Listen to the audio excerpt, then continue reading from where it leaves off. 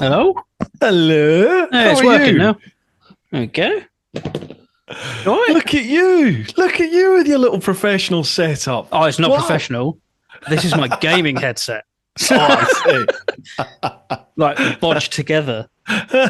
Man, it's great sound. Really good. No, yeah, no. It's all right. So, you good? It's all right. Tickety-boo, man. Tickety-boo. Thank you. Good. Freezing cold. I've been out today. I met up with Hippo and Fish, okay. Mr. Fish.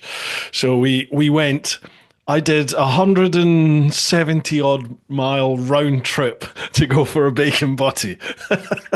Nice. Yeah, it's bloody freezing out there. Did they convince you to do some green laning with them then? Or No.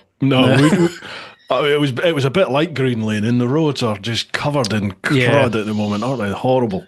Yeah, I was cold at work today. It was a bit nippy on site. Just the way you like it. Oh, yeah. Smuggling peanuts, I was. Mate, are you? I think I'm recording. Am I recording so far? Yes, I am. Yeah. Are you all right if we just crack on? And Yeah, this absolutely, is man. us? Yeah. We don't need to introduce ourselves, do we? No, not at all, sir. So, Sam, welcome to Bru Time, people. Sam Earey. That's me. Yep. Not spelt the Erie way, but Go on, and how do you mean? it's my surname's not spelt as in Erie, like As the in term. Yeah. A lot of people get that wrong. They think it's that way. It should be. Yeah. I think I described you as a wrongin', did I not? Absolutely. Yeah. Yeah, a term he's proud to be called. I'll hasten to add, folks. Badge of honour. Right, I think we know each other well enough for me not to apologise for having a beer. No, we can cover that if you want to cover that. If not, it's not we can a problem. cover that. That's not a problem. Have you got a tipple? Have you got I've got little so beverage I've just for made a this cup evening? of tea. Excellent, good work. In the best mug in the world. What does that say? You're my national treasure. national treasure. And it's a picture of Nicolas Cage. Love it. Slange. So I've got this. Mm-hmm. I like it. And then the kettle's going to be too loud, so I've bought a backup of just a bit of Lucozade. No problems at all. So, Don't put that on a shelf, whatever you do. Yeah, after that incident. We can cover that as well. Are you in the shop at the moment? I am in the shop, yeah. It's the only place that's going to be quiet enough where I'm not going to get harassed. Right, okay, so let's deal with this first. For anyone that doesn't know Sam, I'm sure there's plenty of people out there who have been to your shop or know you anyway. Sam Earey. Sam owns Conquerors Motorcycle Apparel, home of all your motorcycle needs. Yep. Other than the bike. Yeah, don't do the bike. Or tyres. No, I would love to be able to have a back pocket into tyres, but early days, you never know. You never know what's round the corner. Right, pass it over to you. Who are you? What you do? Why are you here?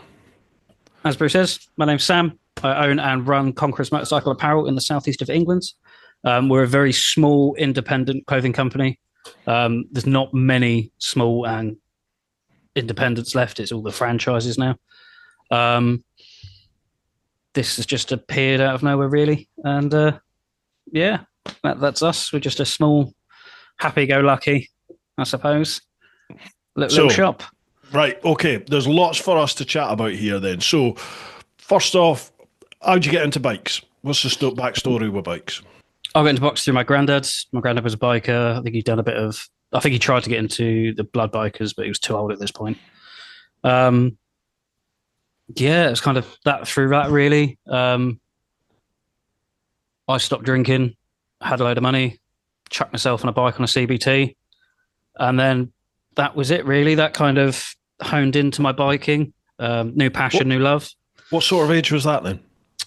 So I got into late 20s? Gosh, so it's only last week then? Yeah. Wow. Still in school, me. Just it's one heck of a paper round. That's all I'll say, folks. Some very dark nitty gritty corners down here. Well, folks, this week we have a new episode sponsor. We welcome on board Conquerors Motorcycle Apparel. If you've been watching any of the tour vids, you've more than likely seen Sam on there. Sam is the owner of Conquerors Apparel, based down in St Leonard's. It's a great shop, stocked to the gunnels with cracking kit from all the big brands. Get yourself onto the website, which is conquerorsapparel.co.uk, or if you're down in the southeast, head down to St Leonard's and pop in. He might even make you a coffee, but watch the shelf. Either way, if you use the code, wait for it, Fisters10, yes, Fisters10, don't ask, you might even get 10% off. Massive thanks to Conquerors Motorcycle Apparel for their support. A big shout to Ultimate Add-ons for their continued support. Ultimate Add-ons provide cases for your phones. They're dustproof, they're shockproof, they're waterproof. I've been using their kit for years now. I think 2017, something like that was when I first started using them. They're brilliant. They allow me to use my phone on just about any bike out there. There's pretty much always a way I can get the phone attached to the handlebars or somewhere on the bike, and then I can use that as my navigation. And the Ultimate Add-ons cases just mean that my phone's kept nice and safe. I've had no issues with vibration affecting the cameras. Great bits of kit. They also do action camera mounts. They'll do heated grips. They do balaclavas. They do all sorts. USB and USB-C power adapters for your bike. Loads and loads of different things there. If you head to ultimateaddons.com, you can check out everything they've got on offer there on the website. And if you use the code TeapotOne10, TeapotOne with the number 10, you'll get 10% off. Massive thanks to Ultimate Add-ons. Yeah, so you got into bikes, new passion in life. Yeah, so I kind of got into bikes and obviously fell head over heels in bikes, as most of us do. And then one thing led to another. I ended up making a business out of it somehow. You thought, I'll open up a shop. Yeah, kind of. We got given a space at our old place that was at the Route 10-6 Cafe. And that was like the birth of us. It was a, how do I put it, YouTube-friendly shithole. It was dire, leaking roof, rotten floors. You transformed that place because I remember when you first got the space. Yeah, I think myself and with fish. I think it was me and Fish, wasn't it? Yeah. We stopped and you were literally starting work to do the place up. Yeah, and you transformed it, mate, from what it was. You saw it when we put the insulation of gyprock in, and then saw it after it all got built and stuff. Yeah, that place was, it was grim when we got it. There was pigeon crap and rats and everything else in between. So yeah, it was a labour of love. I really enjoyed it. And then we left that place, and then I've moved into here in St Leonard's, and again built everything with me and my dad ourselves from the ground up. Really, if we can build it ourselves, we're going to. If I can make it, I'm going to save money that way, and it just gives it a bit more of a feel in the shop as well. Yeah, absolutely. The new shop, like, folks, you need, if you're in the southeast, head down there. St Leonard's. There's a calf down the road as well, isn't there? Is that still open? Yeah, it's a little coffee cake shop. So really nice in there. But the shop, get yourselves down there, folks. There's some cracking roads round about that area, but down St Leonard's on Sea, if you go to, what's your website again? www.conquerorsapparel. You don't need to say www. Oh, I still do. Some people still do it. Conquerorsapparel.co.uk. There you go. Go there, pop self down, go down and have a look at the shop. Cracking. You've done a cracking job down there. Love it.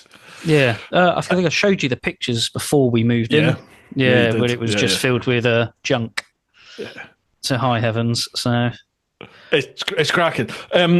You mentioned there about building. Well, obviously that brings us on to, you're a builder by trade. Yes. So how did this leap come from working in the building trade to going, I'm just going to open up a bike shop? So yeah, I've been doing building work for as long as I can remember with my dad. I think I'm like third generation or fourth generation bricklayer. And again, the opportunity just kind of handed itself, and I was like, well, if you don't try, you don't know.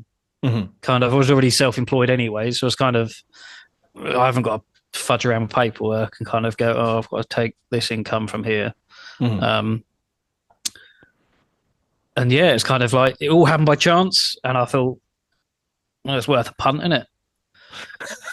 So you might have figured this out, folks. Sam's quite laid back, or at least the outer Sam is very laid back. We'll get to there.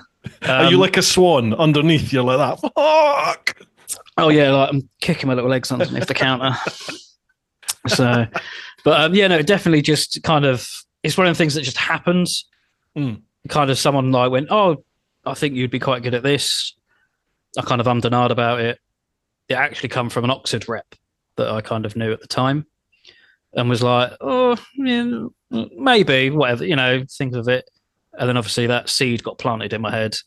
What they just said, if you opened up a shop, we could stock you.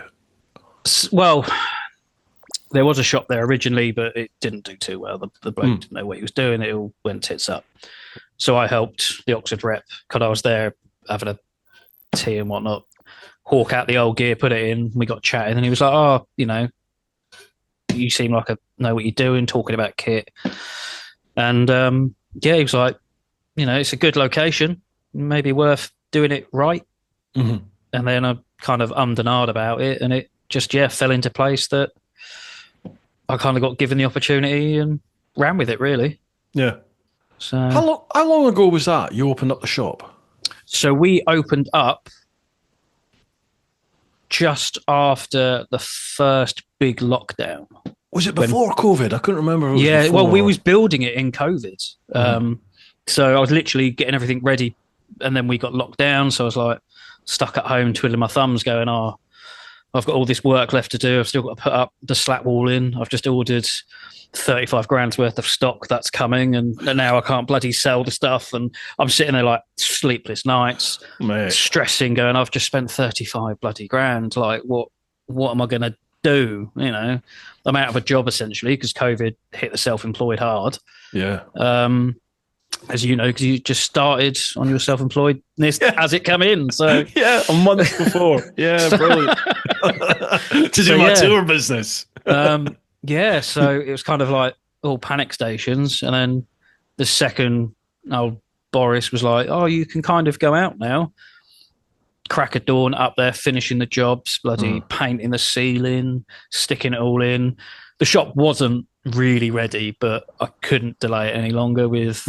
So we were like missing half a shop essentially with stock wise, but we just built it up over time now. So, and that's what it is. So yeah, looking back at old pictures, it's like, oh, I actually had nothing in the shop. Yeah. And managed to kind of keep it afloat, and people coming in going, oh, it's all right actually. And I'm like, oh, is it? Yeah, thanks. So would you do it again? Looking back, would you do it again? Knowing everything I know now, yeah, I'd still go through every miserable moment I've had with it, every stress, every panic attack, every anxiety bit, sleepless nights. I think I generally do love doing this. Like, I generally love, like, just for instance, we had a young kiddie in last weekend, think about doing a CBT, got chatting to him for about 2 hours, just going, look, what are you going to be using your bike for? There's no need to sell you like a £500 race helmet because you're not going to need it. Let's be honest, mate. And just giving him the information that I never had when I started out. Yeah.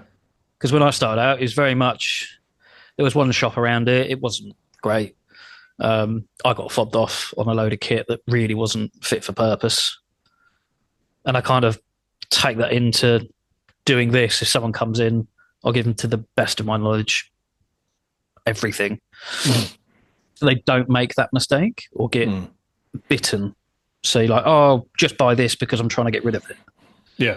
So I kind of put that into my all, really, when I'm dealing with young kiddies or anyone, really. There's no point, if you're not touring, you don't need X, Y, and Z. You could go for this if you're just doing it for a bit of pleasure and commuting. Gotcha. So who's in the shop then? Are you there all the time? No, obviously you must be out building stuff. Yeah, so I'm still on a building site 5 days a week, and then I'm in the shop on the weekends and some evenings. I've got my cousin and staff member Triss working for me. She runs it in the week, so she sits in here plodding about, doing whatever she's doing, dealing with customers, phone calls, placing orders, kind of the day-to-day runnings while I'm sweating, getting cold, covered in drinking tea. Yeah, well, she don't drink tea. But, no, I mean you're the builder. All I do in here is drink tea. Just the kettle's on the go constantly. That's it. But yeah, while I'm slogging it on a building site, they're here taking after it. So come on then, plug it. What kit are you stocking? Who are you the main stockist for? I think we are the only stockist in the southeast of Next helmets. I think we are. Yeah, I think the closest one possibly might be on the wheel in Brighton, but they don't have a big range. It was like their old open face garagey stuff. We've got Cardos, we've got Machna in. We're just doing the heated gloves next year. I'll be putting some more bits in. Are they the ones that I was out with Hippo today? Hippo Drone. He's got the 5 heated gloves. The what? 5. The brand's called 5. Oh, okay, right. Brilliant. All they do is make gloves. Everything goes back into glove research and stuff. They fit perfectly. They're very good gloves. Yeah, battery powered heated gloves. He had. So yeah, he's got them. Danny, we had at the Picos, bought some from me when he got back after I sent him a lovely video making him buy them. Yeah, Sam has a very unique sales pitch. Yep. If he has access to your mobile phone number, he will send you some fairly unique videos. Boy's got to make some money. Exactly. I've got to make a sale. Yeah. I'm the most unprofessional professional businessman you ever meet. And the most I think I bring my building site banter and the way I talk into the shop. Yeah. And it's not for everyone. I kind of gauge it when I meet the person, kind of like, how far can I push this one? And most of the time they're up for it and they love it. We've got a couple of customers who will literally come in, take the piss out of each other, grab what they need to, and then, are on their way, or they bring their missus in going, oh, right, I need to kit her out. And I'm like, I don't have a tarp, so we'll have to work around this. But they love it. And I don't know how I get away with it, but yeah, somehow seem to do. So to keep going, it seems to work. So there you go. Right, I think we should start tackling some questions here because we've got quite a few for us to get through. So brilliant. Yeah, man. Are you up for it? Yeah, let's go. Right, lovely. As always, folks, we'll head across to the clan over on Patreon, patreon.com/TeapotOne. First one, Mr. Fish. Yo. Hello, you sexy mofos. I think you two should remake Twins. Thanks very much. Cheers, John. But the question is for both. Oh my. Shag, marry, or avoid. You've got TMF, Richie Vida, English Biker Dan, and English Biker Dan. Love you both. So you got shag 1, marry 1, avoid 1. God. TMF, Richie Vida, English Biker Dan. Go. Right, so I'll probably avoid TMF. Just not my cup of tea. Have you met him? Have you ever met him? Yeah, he was in Gran Canaria. Oh, God, yeah. We went out there, didn't we? Didn't we? Yeah, one night, yeah. Yeah, he came in as we were leaving. Mm-hmm. Just avoid him. Not my cup of tea. Nice bloke, knows his stuff. Just, not my cup of tea. No beard, so. Weak. Yeah. Obviously weak. Pussy. I don't overly know English biker Dan, so I'd probably just shag him and leave him at the roadside.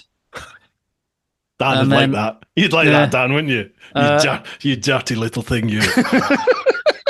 Yeah, there's the money on your bedside table, and I get out. And then I like Richie. He's cool. He's got some stuff. Went to his Bad Weekender thing a couple of years ago. Bad Weekender, That's the one.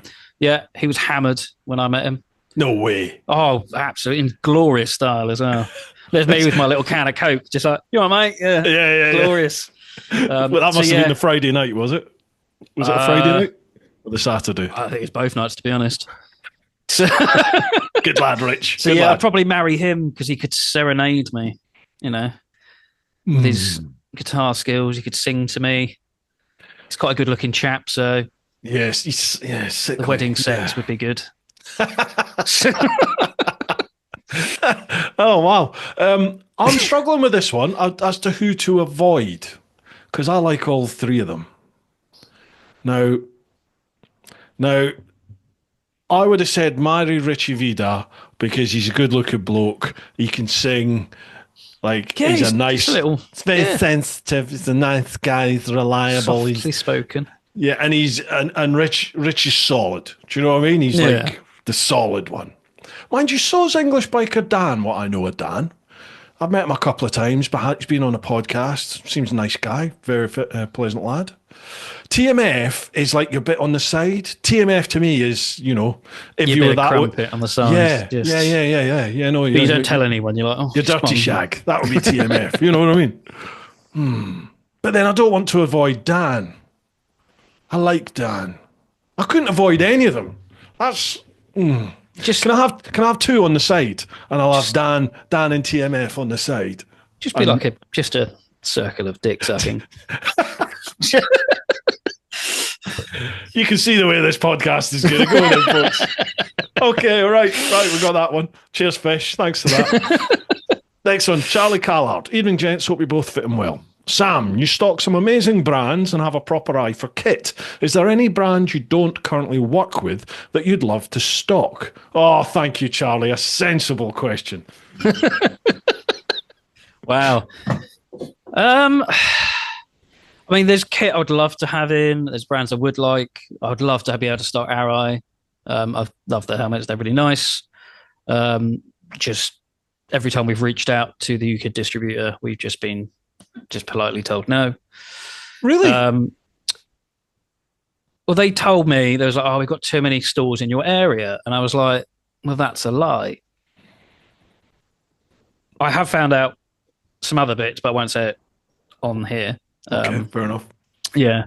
But I might shoot another message in spring because things have happened with the whole biking industry as well. There's shops shutting down all over the auction. There is, it's just everywhere. In every aspect, from dealerships to clothing to MOT stations to everything.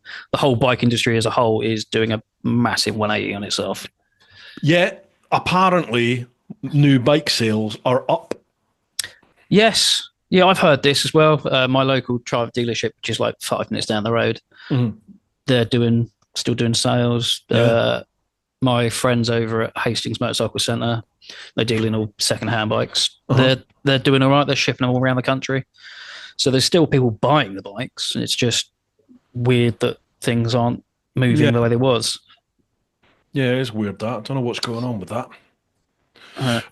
What about, have you heard of Leat? Leat? I've heard of them.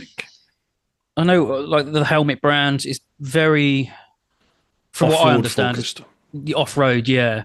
There is, I think, a strange little cafe out in Ticehurst, Wadhurst Way. What's it called? Dart Motorsports or something. It's like off-road based. I'll send you a link if I remember. And they stock them? I think they do. Yeah, they do a lot of off-road stuff.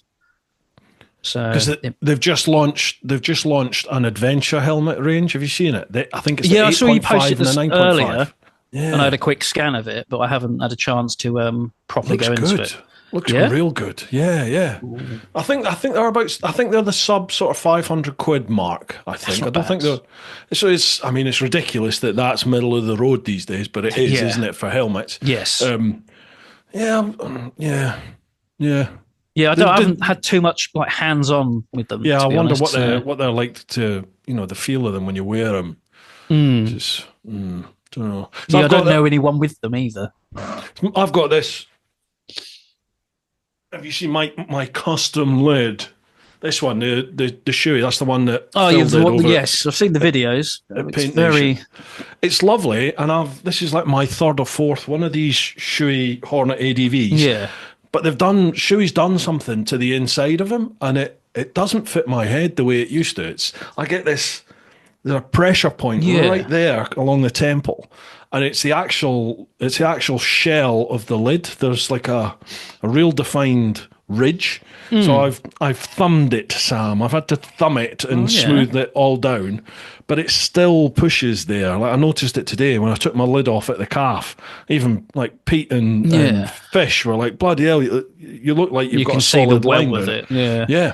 So it's really doing my head in. Shuey on some, I think they have to be booked in and stuff. They do like a helmet fitting thing, so you can go into certain dealers and stuff, and they kind of mold your head and then put all the padding in how it should be. Yeah, that's the actual fabric liner, isn't it? Yeah. This is the actual foam shell itself. Oh, okay. There's a defined ridge in it on this one. I don't know why, because my other ones haven't got that. But, no, that's the first I've heard of that one. So, but I haven't. I mean, I can get shoeies, I just don't hold them because they're bloody expensive. They are. And they're not ones that go out the door all the time. So it's just like, I can get them in, but it's a lot of money sitting on the side. Yeah, definitely. If they don't make the sale, Yeah. Especially for us, it's a big chunk of change. Yeah, I get that. So, Charlie says, similarly, if you could open another shop anywhere in the world, where would it be? Oh, every time we go away, there's like, we could open one up there. We could open one up there. It's terrible because I'm like sitting there going, yeah, that would work, wouldn't it? On this little tight little corner, you'd be like, there's a shop there, pull over.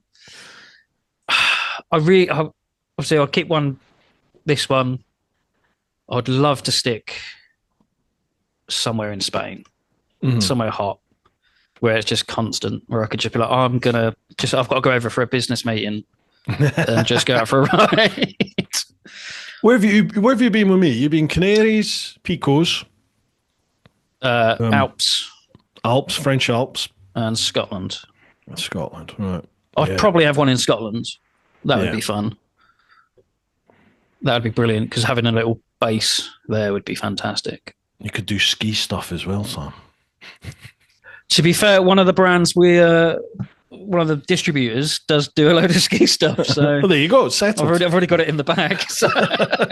Mind you, to be fair, if there's good biking roads, it tends to be mountains, doesn't there? In which case, yes, Picos, I'll just build it. I'll just build it. Yeah, I'll just knock it down and build it. It's fine. Build it and they will come, Sam. Exactly. Well, that's my philosophy here. I've built it. Just need people to come now.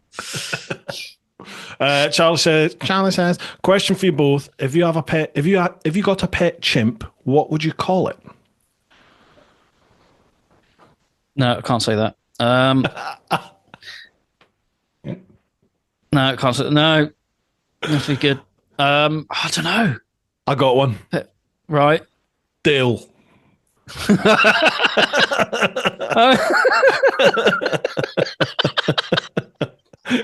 Sorry, Dale. Oh, good old Dale. Well, if you're going to go Dale, I'm going to have to call it Tony. T-Bone Tony. Go. Yeah, T-Bone Tony. Beautiful. I think I've told that story on here, actually. Yeah, I think we've done it. I think you were saying about it with Gordini. Yeah. Yeah. For anyone not in the know, Tony came away to the Picos with us, and we're in Hotel Infantado. So if you've done the Picos, you've probably stayed in Hotel Infantado. It's just outside Potes, and they have a restaurant there, and it's very meat orientated. So we're all having our first meal of the tour in Hotel Infantado, and most of us order steaks, and then Tony decides he's going to go for the T-bone steak, which was I can't remember what it was. It was something like 50 euros per kilogram. It was ridiculous. So we ordered it, and they brought along a big plate with this massive T-bone, just the bone, and a couple of cuts of meat on it, and plonked it down, and we were like, he's been done here. Yeah, I thought, he's got nothing there. And then, it seemed like every member of staff in the entire hotel started bringing plates of meat to the table. Plates of just meat. Yeah, looked like there was about 6 kilograms of it's mental. I was just 6 pounds of meat coming out. Yeah. But he did I think he did do it. He smashed most of it. I think he went to sleep very quickly that night. Hence why he's now known as T-Bone Tony.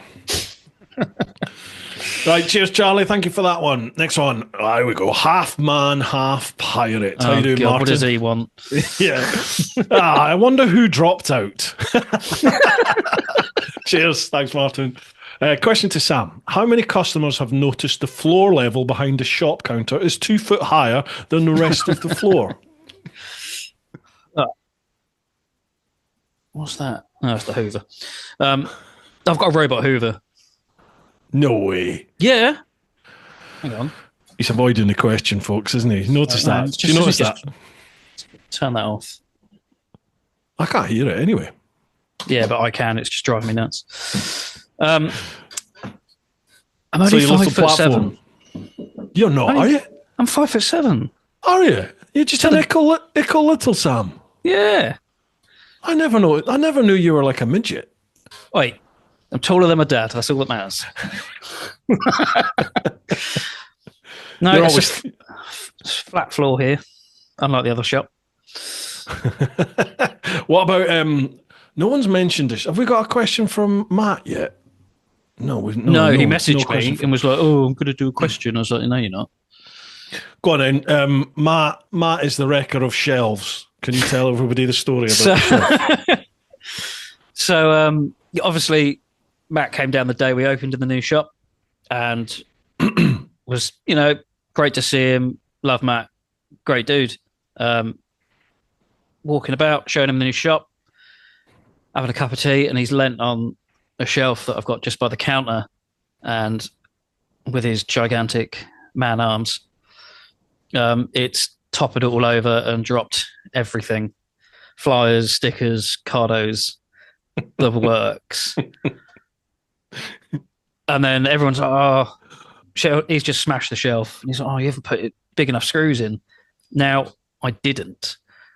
But I did put that shelf up at 2:00 in the morning before we opened. I was still building and loading in at like 3:30 in the morning before we opened. So I was very tired. The best part, folks, is there is CCTV of the whole incident. There is, yes. And it's hilarious. In fact, would you mind if could I No, overlay put it in. Yeah, right. Put it in. You can watch it right now as we speak. It's brilliant. Have a look at Matt's reaction to when it goes, because it's like a delayed thing, isn't it? He sort of leans on it, and then it goes. Yeah. And then it's a oh.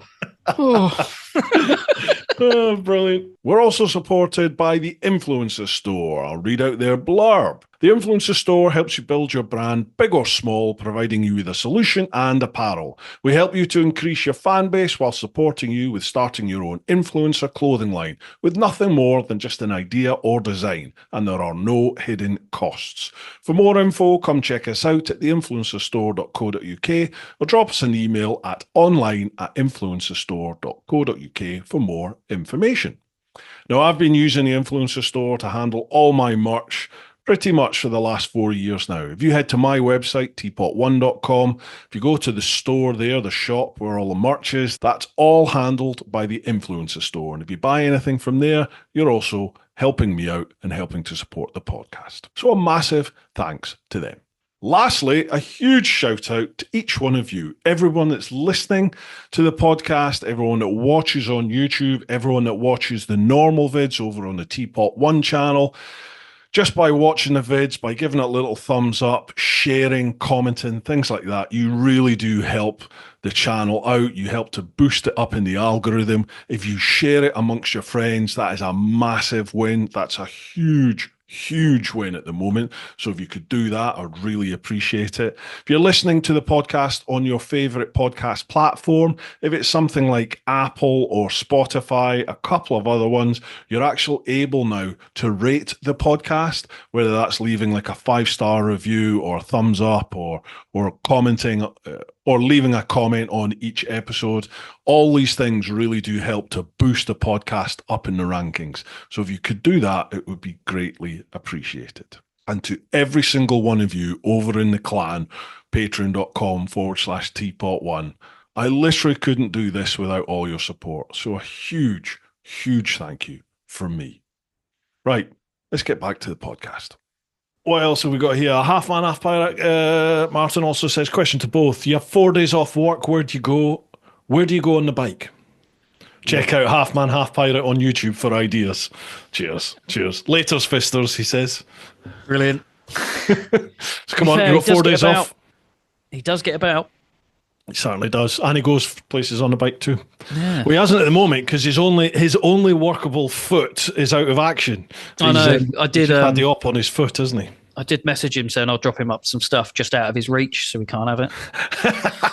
So I think he's up and about now. He's finally up and about. Oh, hobbling about. Hopping, yeah.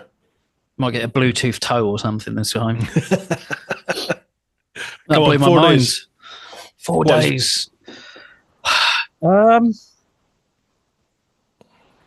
probably going to go like Poland, Germany, that way. Well, okay. I don't know why. I really want to go to Germany anyway and do some riding. You've never been to Germany? No, I really want to go over. So you strike me as somebody that has some sort of German stock somewhere in the family line. It very well could have been. I know when I was a lot younger, my dad worked in Germany for years. So that's probably where that kind of part comes from. I think I met a barmaid that looks a bit like you once. Probably. Just, with a bigger beard. Probably a bigger penis as well. I was going to say, her cock wasn't quite... No, I'm not even going to go there. I'm not working with a lot. It's a little flap of skin I have to tie on with a balloon knot. Jesus Christ. I should maybe put a little health warning at the start of this. Yeah, I think for me it would be like Germany, Poland, kind of going all down that way. Mm-hmm. And doing a route that way, I suppose. You got 4 days, Sam. You could do a lot in that. You could. Yeah, you could. Yeah, absolutely. Yeah. Couldn't do a lot else other than ride, but you could do a lot. Yeah. Fair enough. Germany and Poland. Yeah, where have I went through Poland. I think the bit in Poland I went through, how long's this? 35 minutes in. When I went round the world, Sam, there we go. There we are. And I went down through Poland. I think Poland was a bit I remember just being long, straight, not much going on. And then people commented on, when I covered it in one of the vids, people were like, well, you must have picked the only straight bit of road because there's loads of really good, like, twisty, foresty sections to ride in. And I was like, bugger, I'm going to have to go back. And so, yeah, I thought I might join you. Might explore a bit of Poland too. Maybe not at the moment. No. We'll wait a while. Yeah, wait for it to get a bit warmer. Might get very warm soon. You never know. Yeah. Mind you, it could get warm here soon. I hope listen so. to the news. No, you don't hope so. There'll be a bloody big nuclear bomb dropped on us. Get a nice tan. Yeah, exactly. Right, cheers for that one, Martin. Nathan Moore. It's all our old touring buddies leaving questions.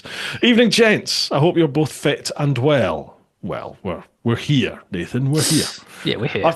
I first met Sam in Gran Canaria on a Canary motorcycle tour a couple of years ago and hit it off immediately. He's a good lad and I hope he has all the success with the new store.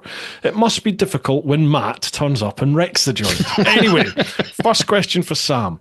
Which is the best Star Wars movie? What's wrong with Star Wars? Nothing, but come on, I don't see the fascination. I was going to say it's a good film. It's a good trilogy. The first part, yeah. Yeah. I'm not taken with the. So I just got bored with it. Massive Star Wars nerd. I've got Jedi and Sith like tattooed on my fingers. He is a grown man. I am these are adult choices. Not fully grown up sized, but he is a grown man. Not mentally either. I've got another Kylo Ren tattoo I got for free from a tattoo artist who was living in my house at one point. Ardol Ren, what's that? It's from the new one, so if I can get it. What's that? It's like a portrait of, that's the saber, there's his face. That's on you forever, Sam. Yeah, it was free though, so. That's all right then. 7 hours of free paint. Yeah, that one. It's like a proper detailed portrait. He was living in my flat at the time and was like, "Oh, I've got no money to pay you rent, so I'll just tattoo you." And I was like, "Yeah, cool." Yeah, I've got some more Star Wars tattoos on my legs and stuff. So yeah, I've got quite a few. So what's the best Star Wars movie? It's a toss up between A New Hope and Return of the Jedi, but I'm gonna have to go with Return of the Jedi. A New Hope. Which one's A New Hope? The first one. Yeah. Star because there was Star Wars, Empire Strikes Back, Return of the Jedi, wasn't there? Yeah. But they are actually New Hope last. is the first. Yeah, so they started the arse end of the trilogy. Yeah. And then when they started with episodes 4, 5, and 6, and have now done 1, 2, and 3. And then they've done keep up, people, keep up. 7, 8, and 9, I think, with the new ones. But they're okay. Oh God, I didn't know they'd done another load of them. Come on, Sam. What's wrong with them? It's not a friendly answer. I want to know now. Come on. It's pointless love stories in it, which don't need to be done. The writing wasn't great. Character casting was good. Some of the actors were good. Like Daisy Ridley, she's all right. So you didn't hear that, lady. I just thought it lacked the same magic that the first Star Wars set had. I think maybe I saw it through rose-tinted glasses as a kid, watching it constantly and literally being able to read every line. And then, these come out when I was like, I got all excited, got all my collectibles out and was like selling them because they were worth quite a bit of money because obviously skyrocketed when the new ones come out. And then, it was just kind of like, it's good because it's Star Wars and I get all like, this is brilliant. But it just wasn't cutting the mustard. Do you have your own lightsaber? Yep. What color is it, Sam? Red. Because I'm a bad guy. Chicks love bad guys. Oh, wow. Jeez. God. You've gone so far down in my estimation. How can I have known you for all these years and not known you were a Star Wars geek? I don't know. We sat next to each other and you touched my thigh. I was probably otherwise focused. You was pissed off eating pizza. Yeah, more than likely. I mean, you probably started talking about Star Wars to me and I just fell asleep. Just blanked it from my memory. Lastly, and in typical fashion, my second question is completely random and for you both. Would you rather be able to turn invisible or be able to fly? Oh my God, I can't believe you'd asked him that. Invisible straight off the bat. Yeah, I know, but you just... Do you know what the things I could get up to? Yeah. Well, I know what you get up to when you're visible. So, invisible. Wow. I know, I've got no shame as it is, so... I would like to fly. So, flying's cool, but going if I could go invisible, is that on command? Or is it just a permanent thing? Literally nobody would be safe if you were invisible. That'd be brilliant. Wow. Makes me a little bit queasy to think. You'd spend your life touching. You'd just be touching everyone. What's this? Oh, what's that? Little tweaks here. Sam's about. There we go. Yeah. Okay, with his little red lightsaber. Just that, Nathan. Next one, Louise. Oh, the gang's all here. Well, where do I start with this one? First question to Sam, aka Mr. Frodo, aka the Hobbit. How is a builder by trade, and why? How is a builder by trade? Why are you How, as a builder by trade, are you totally incapable of putting up a shelf in your new shop correctly? Then have the cheek to blame young Matthew. Has the missus booked her big bike test yet? And are you worried she's going to outride you? Well, we covered the shelf. We covered the shelf. And Matt's not young, is he? Let's be honest. He's a year younger than me, I think. Is he? Or is he the same age? I think he's almost a year younger than me, I think. He's had a tough paper round, hasn't he? He has, yeah. Up bless the him. Alps. Mm-hmm. Yeah. No, she hasn't booked her big bike test yet. Why not? Why haven't you? It's up to her. She's smashing the 125 at the moment. She's done really well.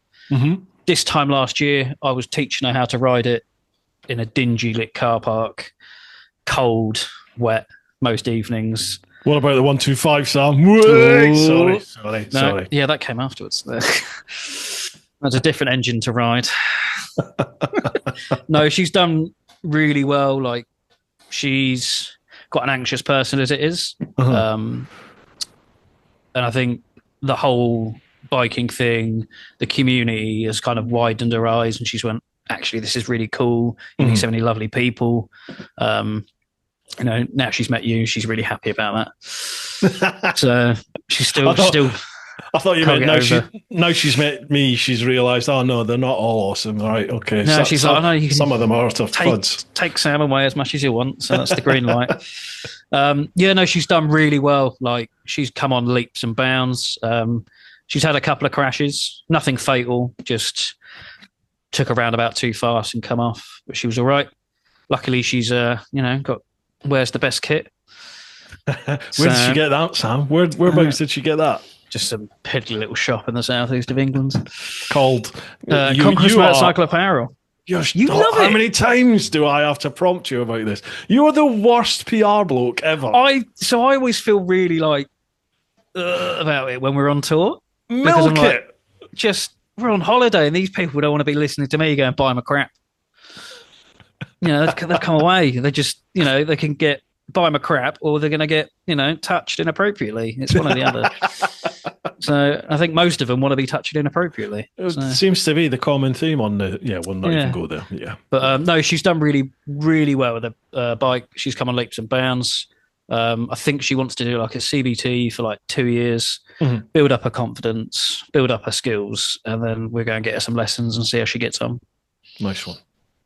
Now, she works in the shop as well sometimes, doesn't she? Yeah, she comes in the weekends with me. If I've got to run out and do banking, or I've got other things to do, if I've got a little bit of private work, she'll run the shop for me. She's learning loads. She wears all the kit in here as well, so like all the Motor Girl stuff. And then, she flutters her eyes at the blokes who come in and they seem to buy stuff. So it seems to work. How do you find, what are you seeing a rise in women in biking? Oh, tenfold. Yeah. Even since we started, and that was what, 4 years ago. Yeah, 4 years ago. We stock quite a large ladies section anyway. We've always proud ourselves on that, because a lot of shops don't. They have a jacket and some other bits that we'll be like, oh, look, that's all we've got. Well, we've got a range of like different leggings and jackets for women. You look good in them, I've got to say. I actually do look fantastic. I do need to get myself in some and send a picture to Motor Girl, because I usually do it and just wind them up and look how good I look in your kit. And the best thing is they cannot say anything these days. No. Do it. They don't care. We get a lot of blokes we had a guy today bought some of their cargo trousers just because they fitted better in the leg than they did the men's version for some reason. Wow. Yeah, and just an odd. That was his excuse and he's sticking by it. Well, that's what I got told, yeah. So, so it's having her in here is a massive, massive bonus. And having women come in kind of like, it's a bit nerve-wracking coming into a very male-dominated space, be it shops or any sort of biking activity. Yeah. She definitely eases them, because I instantly go, this is Letty. She can go through it all with you, because she's come into it and been a bit like, okay, it's very male-dominated and it's quite in your face. But then she sees behind that big, we're big burly bikers or midget bikers. And she goes, actually, everyone's super lovely and they just want to help you learn to ride. So she's definitely pushing that. I'm a bloke, I appreciate that, but I just don't see that side. I don't see that side of biking. Yeah. You know, everyone goes on about it's all just testosterone and macho bollocks. The only time I've really noticed that is track days. You know, when you turn up at track days and it's always just full of blokes giving it Billy bollocks. I used to see it a lot of some old bike nights and stuff. Yeah, good and point. it's very much, well, I can take this corner at this speed and I've got my knee down on this roundabout. And I'm like, cool. Here's a medal. Yeah. What do you want? Like, yeah, that's true. I have seen that, but I just recognise that most people are utterly full of shit, and you know, you take one look at their sliders or one look at their tires, and you're like, you don't take that corner at that speed. It's just utter bollocks. You know, you go riding with people and go, right, you're full of shit. Okay, right, fine. Yeah, fine. Yeah, definitely. Chalk that one off. Yeah.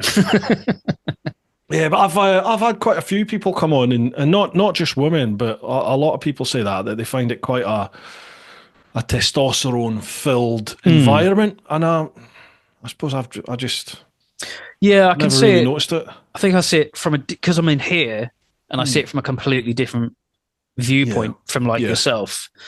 You know, I'm seeing it from the back end where the females are coming in, and they do come in quite sheepish. Some of them, and they're very much like, I don't suppose you've got female gear. And I'm like, yeah, I've got loads of it. Like, well, let's go. And I'm like, you know, don't think of it in sizing. We get a rough size and kind of work from that. At the end of the day, it's a functional piece of kit. It's not a fashion statement.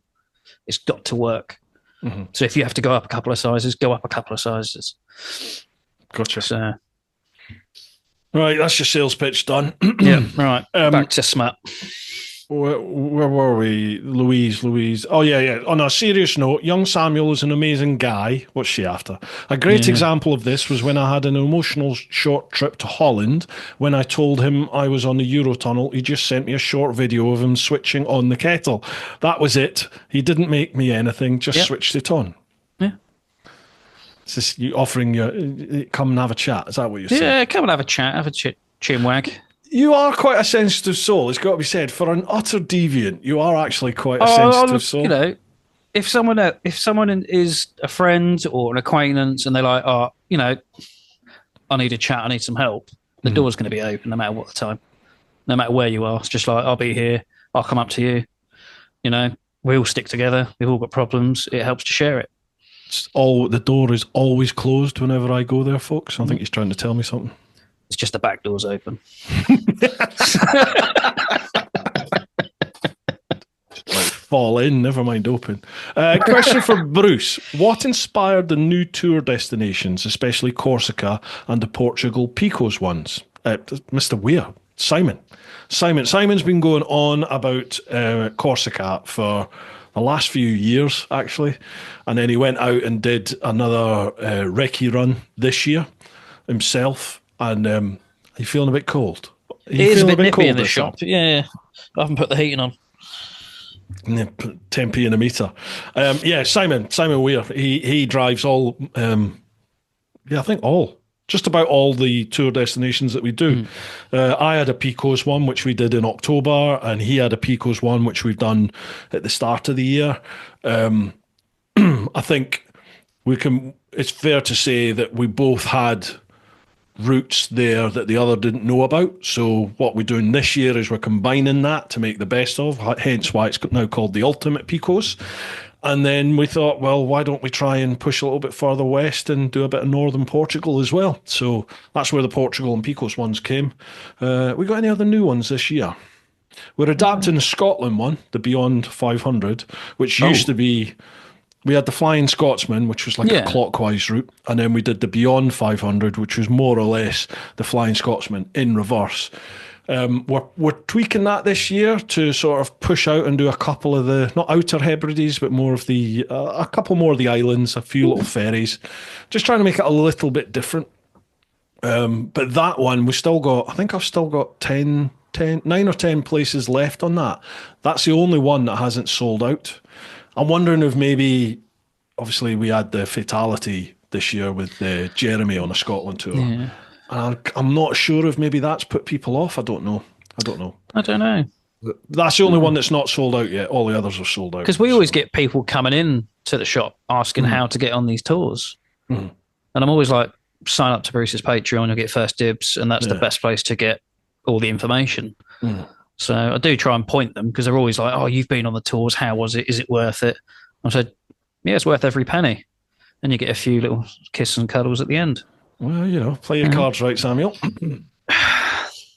Fuck my little eyes. Yes. It's not your eyes you need to. But anyway, thanks for that, Louise. Cheers. Next one, Julian Claydon. Jules, how are you? Oh, yes. Good evening, gentlemen. And I use the term in the loosest possible manner. Charming. I trust you are both in top form and enjoying life. One might even say in the pink. Certainly. Nothing else needs to be said. As opposed to the Sam's preferred colour. Yep. My first question is to you, Bruce. Do you think that maybe a rewrite of the Chicken Strips itinerary is in order after recent events in the Picos? I, for one, had no idea of the calibre of wrong-ins and social misfits that I was boarding that ferry with, and I'm delighted to say that I fitted in with remarkable ease. I just thought maybe the general public should be warned. I kind of think people get the gist as to what our tours are about. You know what you're signing up for. And if you don't, a day or two in the WhatsApp group before we go should seal the deal. Yes. Yeah, it's a nice little community I think we've got going on there. It's a very good, it's brilliant. Yeah, it's so far. A lot of my mates have said to me, they're like, "Oh God, like you must get some nightmare punters sometimes. How do you deal with that?" And I was like, "No, I don't think we haven't. We haven't had any nightmare. No, nightmare I haven't punters. heard of anyone or know of anyone who's been like, "Oh, so and so." You know what I mean? It's everyone just gets on, and everyone's very much like-minded, and we're all got the same passions, and we all, all come together. You get people that might be a little bit more reserved initially, but I think they very quickly realise that they're amongst friends and you can just let loose and enjoy. As long as you don't ride like a cock and you're not dangerous, then, it's fair game. Enjoy, yeah. Jules fitted in. You fitted in there, Jules. Don't you worry. I got on really well with Jules. He's been a lad. sound guy since. He's come to the shop as well, hasn't he? Yeah, he come down the other week, as well as T-Bone Tony. Treated himself to a few bits, and then he did message in the WhatsApp group about a jacket. And you sent him a sales pitch video? I did send him a sales pitch video, which ended up with me being in my pants and just my pants and the jacket. So, I've got to sell these things, and sex sells. So, do you know how many DMs I had people about the music choice I had for the post saying that you were coming on? I died when I heard that. You could not have a more appropriate song for that man. And I was like, yeah, brilliant. I thought you might like that. Sorry, Julian's got a question. He says, my question to Sam is, how long do you plan to continue your reign of terror over innocent motorcyclists who happen to pop into an innocent-looking motorcycle apparel shop in the hope of maybe finding a bargain or two? I'm sure there were teeth marks on the changing room door handle. Yeah, what's the plans? You've got future plans for the shop?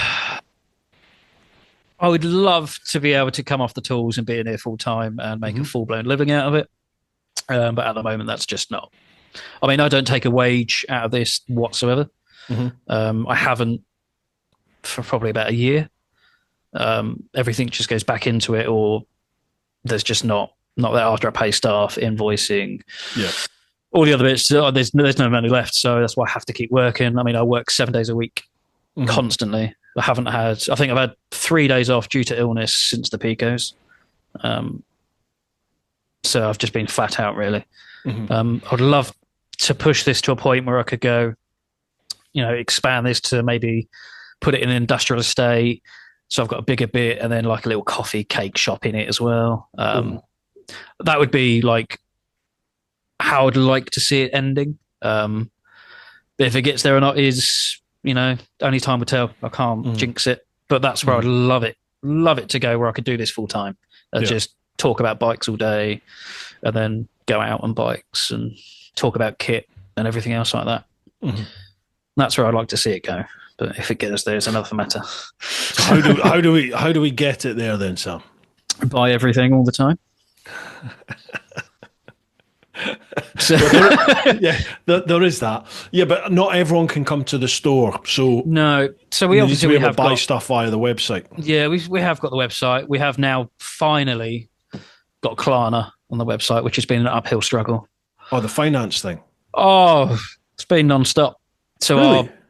our website hosting place, when we first started, just there was like, there's no financing. It's just, it is what you charge that and that's it. Kind of, it's like, for this type of thing, you need finance because not everyone can afford a £600 helmet or a big jacket, the big items that we all need, but are quite costly. And I used to get every week, can you do this? And I was like, no, I can't, but you can come in. Here's the bank details. You can set up something. And then once you've paid it off, you can come and get it type of thing to like locals. And then they put ClearPay on it, which is like pay in 3, like PayPal. That kind of done all right and tipped over. And then there's like, Klarna's coming. It's coming. You'll get an email. And I was like, yes, a bit, like 3 years a bit late, but okay, it's coming. That's good.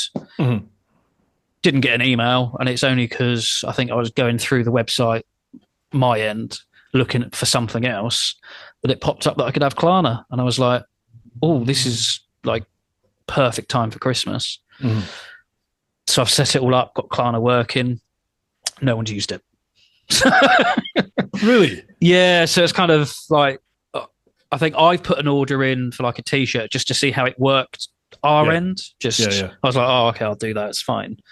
So now I know how it works from my end. So if anything comes up, I'm like, okay, it's worked this way. Sam, did you use the special discount code Fisters10? I didn't. That was all down to you as well. On your birthday.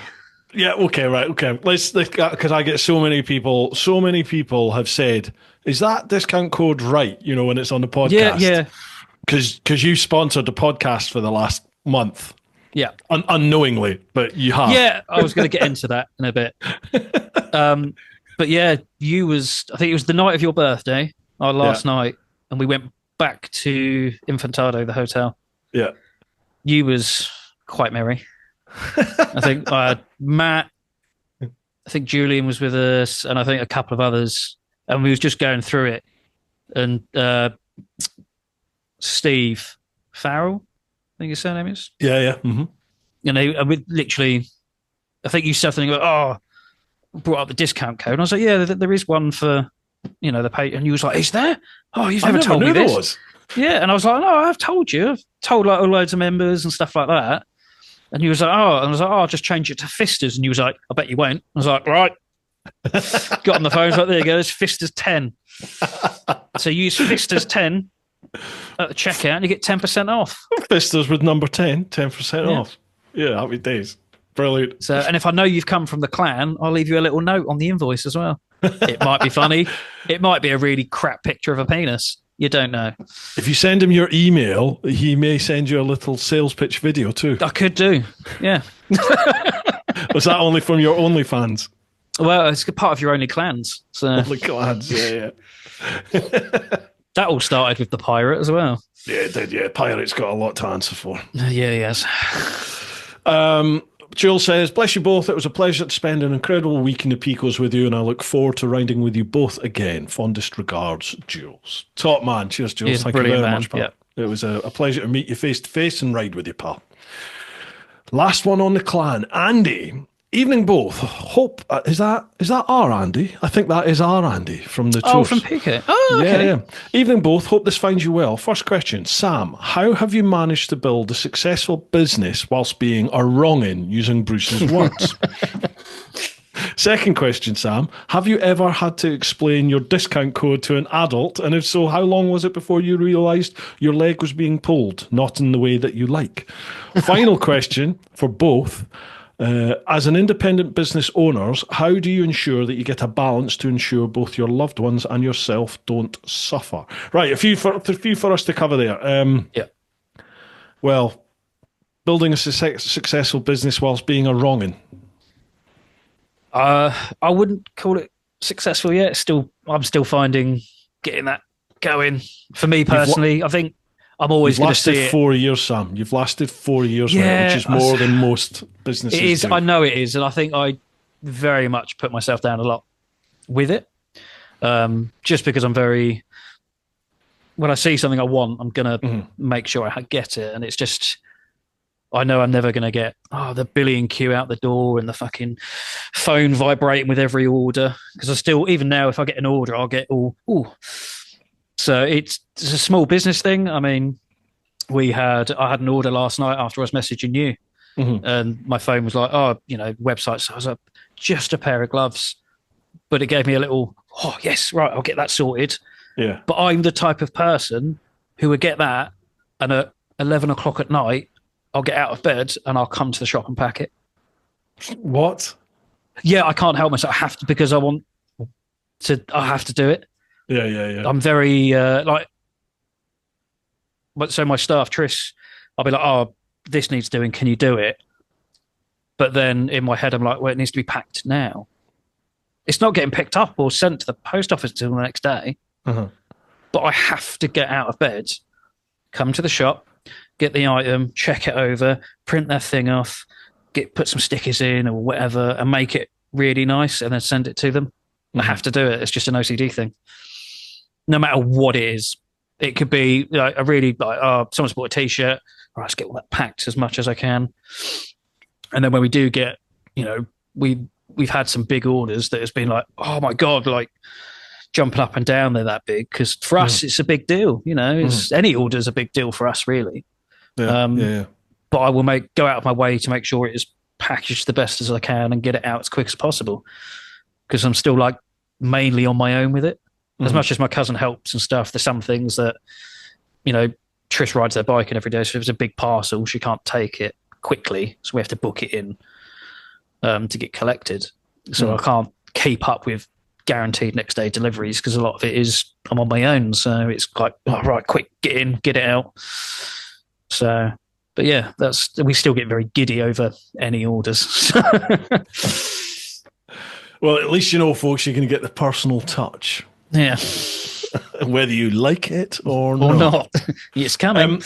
Andy's question there, as independent business owners, how do you ensure you get a balance between like private life, your loved ones, and business? Have you found a balance yet? Absolutely not. So I'm fucking terrible with it. I'm like, you've seen me on tour, I'm still checking my phone. I'll be down in a minute after we get you lot are in the bar. Obviously, I don't drink, so you guys have a few more beers before I get there. But I'll sit on my phone just do this email quick. I don't touch the stuff, Sam. No, you're on the Vimtos most of the time. I suffer really bad with it. So Letty, bless her, she puts up with everything I throw at her with the business. And it'll be like, oh, can we go and do this? And I'm like, but the business. And I'm I'm a big workaholic, I think, because I've got a very addictive personality. If I get my teeth into something, that's it. And if I like it, that's it. Yeah. And I think I love this. So if I could do this 24/7, I probably would. But I could quite happily sit in here and just stay open all night. No one might come in, but I'll do it because I enjoy doing it. And I think that's a blessing and a curse with it. Yeah.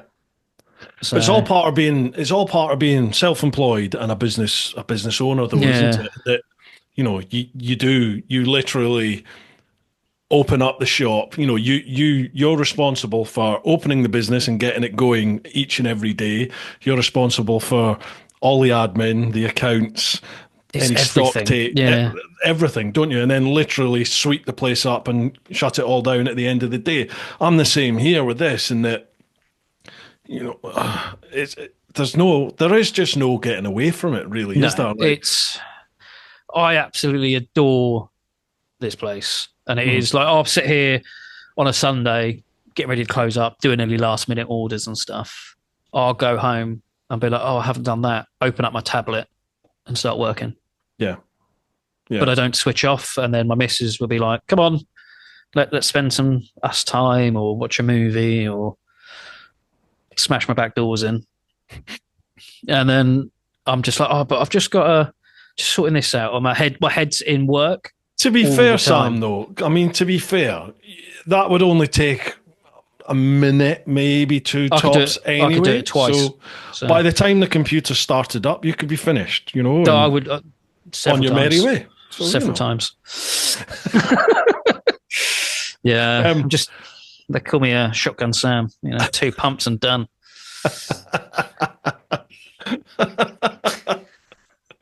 Oh, I used to have I'm going to say this, why not? I used to have a skipper in my old job, and that was his saying. It was just, what was it? Push, push, hold, repeat as necessary. That was his love-making technique. Louis' man. Push, push, hold, repeat as necessary. Brilliant. Yeah. Yeah, I definitely have not found a balance at all. And in answering your question, it's just, I don't know. I think at the moment, I've kind of felt a little bit, I don't know, lost this year, I think, really, in that I'm not seeing any results from the channel at all. The channel's just sort of gone quite stagnant this year. And I've got such a massive backlog of content, which was all just filmed, just sat on the bike, just the way I've always done it. And that's not really the sort of content I want to produce, but I've got such a backlog of it that's all I'm editing at the moment. It's so even when going through it all. Yeah, even when I'm editing, I'm not getting like when I do something different, I get like a buzz from editing it. It's just like, completely. I'm looking forward to this. And I feel it when I look at the end result. I feel much more engaged with stuff that I'm enjoying. Yeah.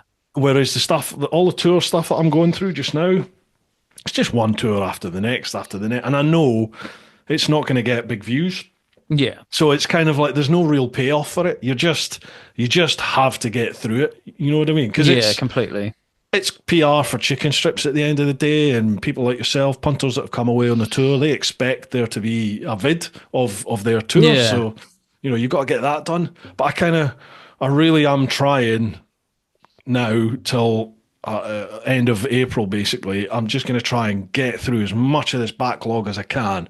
And then next year on the tours, hit it and try and, I don't know, just try and film it in a different style, maybe, than just sat on a bike talking bollocks. Yeah.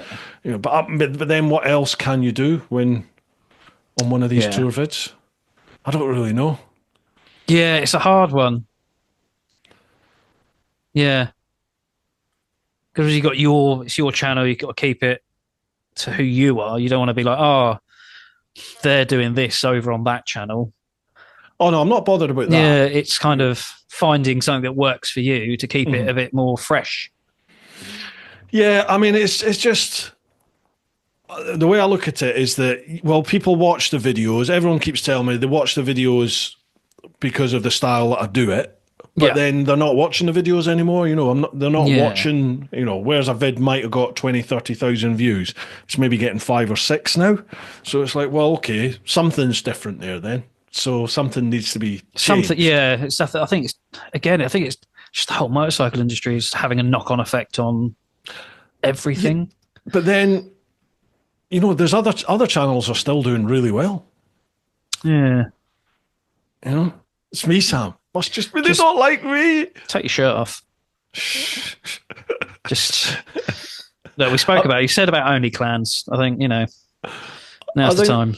Did I not tell you? I did a vid a few years ago for Case heated gloves. And on the thumbnail, I thought, I've got a brilliant idea. It was snowing outside, so it was all snow out there. I stripped off bollock naked, and I said to Nikki, my wife, I said, come out here, and I need you to take a picture. She's like, what the hell are you doing? I went out, and I'm bollock naked, just stood in the snow, and I've got my Case heated gloves on, covering the credentials. So she took the picture, and that was the thumbnail. And I'm not kidding you, I lost, Really? I don't know if I'm exaggerating. I don't think I am, but I think it was over 100 or maybe over 200 subs in the first day of this video being out. I had to change the thumbnail because I was like, I'm going to have no channel left. That's mental. I know. See, for me, I would think, oh, that's brilliant. Watch. Yeah. Just I was like, I know I'm not a Brad Pitt, but fucking hell. I didn't think it was that bad. Fucking hell. Yeah, that's mad. Oh well, never mind. Right, okay, that's us. We've done all the Patreon questions. We've got a couple over on Instagram and Facebook. Actually, there was a load on Instagram with people just saying you're a wrongin or you're a good lad. But there is one which says, who looks better, Sam with just a helmet and socks protecting his dignity, or a hippo in an what's an HYF boob tube and makeup? What's that all about? Right. So before I done the shop or anything, I had a really small, crappy YouTube channel called Hold Your Fire. Mm-hmm. Just literally done fucker with it, just pissed about, being an idiot, typical thing. I was like, oh, I'll give this editing a go. I wasn't very much cop at it, to be honest. It was all very, that worked last time, pre-save that setting, done in 5 minutes, right, post it, off a pop, kind of, and that was it. And I originally I thought, now I've got the shop, I can really boost this channel. Yeah, I've got zero time for that. Fucking hell. I thought I'll be on the bike load. No, I've got zero time. Yeah. So yeah, I found somewhere online someone to make like loads of snoods. Mm-hmm. I just gave them away for free type of thing, and Pete got one, and he turned it into a boob tube. I'm going to send you the picture, and then you can post it in here or on Insta or whatever. Brilliant. And it's him with like, I'm guessing some sort of like Snapchatty girly filter on his face. You think it's a filter? Pretty sure. Well, I'm pretty sure Pete has just a stock. It wouldn't surprise me if he just had a couple of beers and just went, do you know what? In Buffalo Bill style, just I'll do me. And he's sat there putting it all on. He is a submariner after all, so that takes a fairly unique character to do that job. And every so often, I'll find it on my camera roll, and I'll just send it to him and go, "I've still got it." It's in a special folder. Yeah. There is a sensible question. Just seen it, Mr. Oz Adventure. This is the shop made world famous by Phil 480 when he lost his pannier. That was very recently. Yes. Right, what's the story there? So Phil was on his way over to spend some hard-earned money. Come over, a cup of tea, catch up like we always do. And he was like, come over. And he's got to the shop, and he's looked at the side of his scrambler, and his pannier's not there. Oh, like Triumph branded pannier, like not a cheap one. And he was like, oh, it was on in Bognor. So he'd ridden from Bognor to here. It's fallen off somewhere. Oh. Luckily, it had like his tyre inflator and a drift camber he was going to give Letty. So there wasn't anything really of value apart from the pannier itself. So he's ridden all the way here, come in, and was like, I'm going to keep my camera on because I want to get your reaction. I was like, oh God, why? What's going on? And he's like, I've ridden all the way here and my pannier has fallen off my bike and I don't know where it is. And my face just drops. I was like, you're fucking kidding me. Like, what? Because they're not cheap, No. Did he find it? No, still hasn't found it. So I reckon someone's had that and that's been sold somewhere. Do you know what I mean? That's gone. Yeah. So... Or he drowned his sorrows by buying loads of stuff. So. Good lad. Good on you, Phil. Or if you happen to have found a Triumph branded pannier at the side of the road somewhere between Bognor and St. Leonard's. St. Leonard's, yeah. Drop us a line, would you, please? Yeah, get you a cup of tea or something. It was just free t-shirt, maybe a free t-shirt. Yeah, get a free t-shirt if they give it back. Free just t-shirt for 20 quid. One, just thief. And a special sales pitch video with it. I'll wear the t-shirt. If you give me it back, I'll wear the t-shirt. Mr. Oz Adventure has a question. What has been the most challenging thing about changing industries and setting up your own store? Well, I think he's got the wrong end of the stick there. You haven't left being a brickie. You still are. No, I'm still very much a brickie. Most challenging thing then about setting up the store? There's so much of it. It's, I think from setting up the old shop to here, there's whole different things because now I've got this massive shop display. I don't know how to dress it because it's not my niche. You know, I can build you a house, but making it look pretty is not my cup of tea. I think it's the anxiety. You're always like on edge about everything. Like, oh, am I doing this right? Is that enough? You know, is this financially stable enough to do X, Y, and Z with? Yeah. And I'm sitting there going, oh, but I know this is a good deal, but why is no one even looking at it? Is it maybe because I'm not Sports Bike Shop or J&S or another franchise? You know, in the grand scheme of it, I'm a pinprick in a massive dartboard. And you're halfway there, Sam. Yeah. I get, you know, I'm never going to compete with the big boys. I don't aim to because it's just not going to happen. I don't have the backing, funding, and all of that malarkey. They've got, you know, marketing teams. I've got me who can barely use social media. You know, my missus is quite good with it. She does all the TikTok stuff. She goes live. She does lives in here, and she kind of figures all that out. You're on TikTok?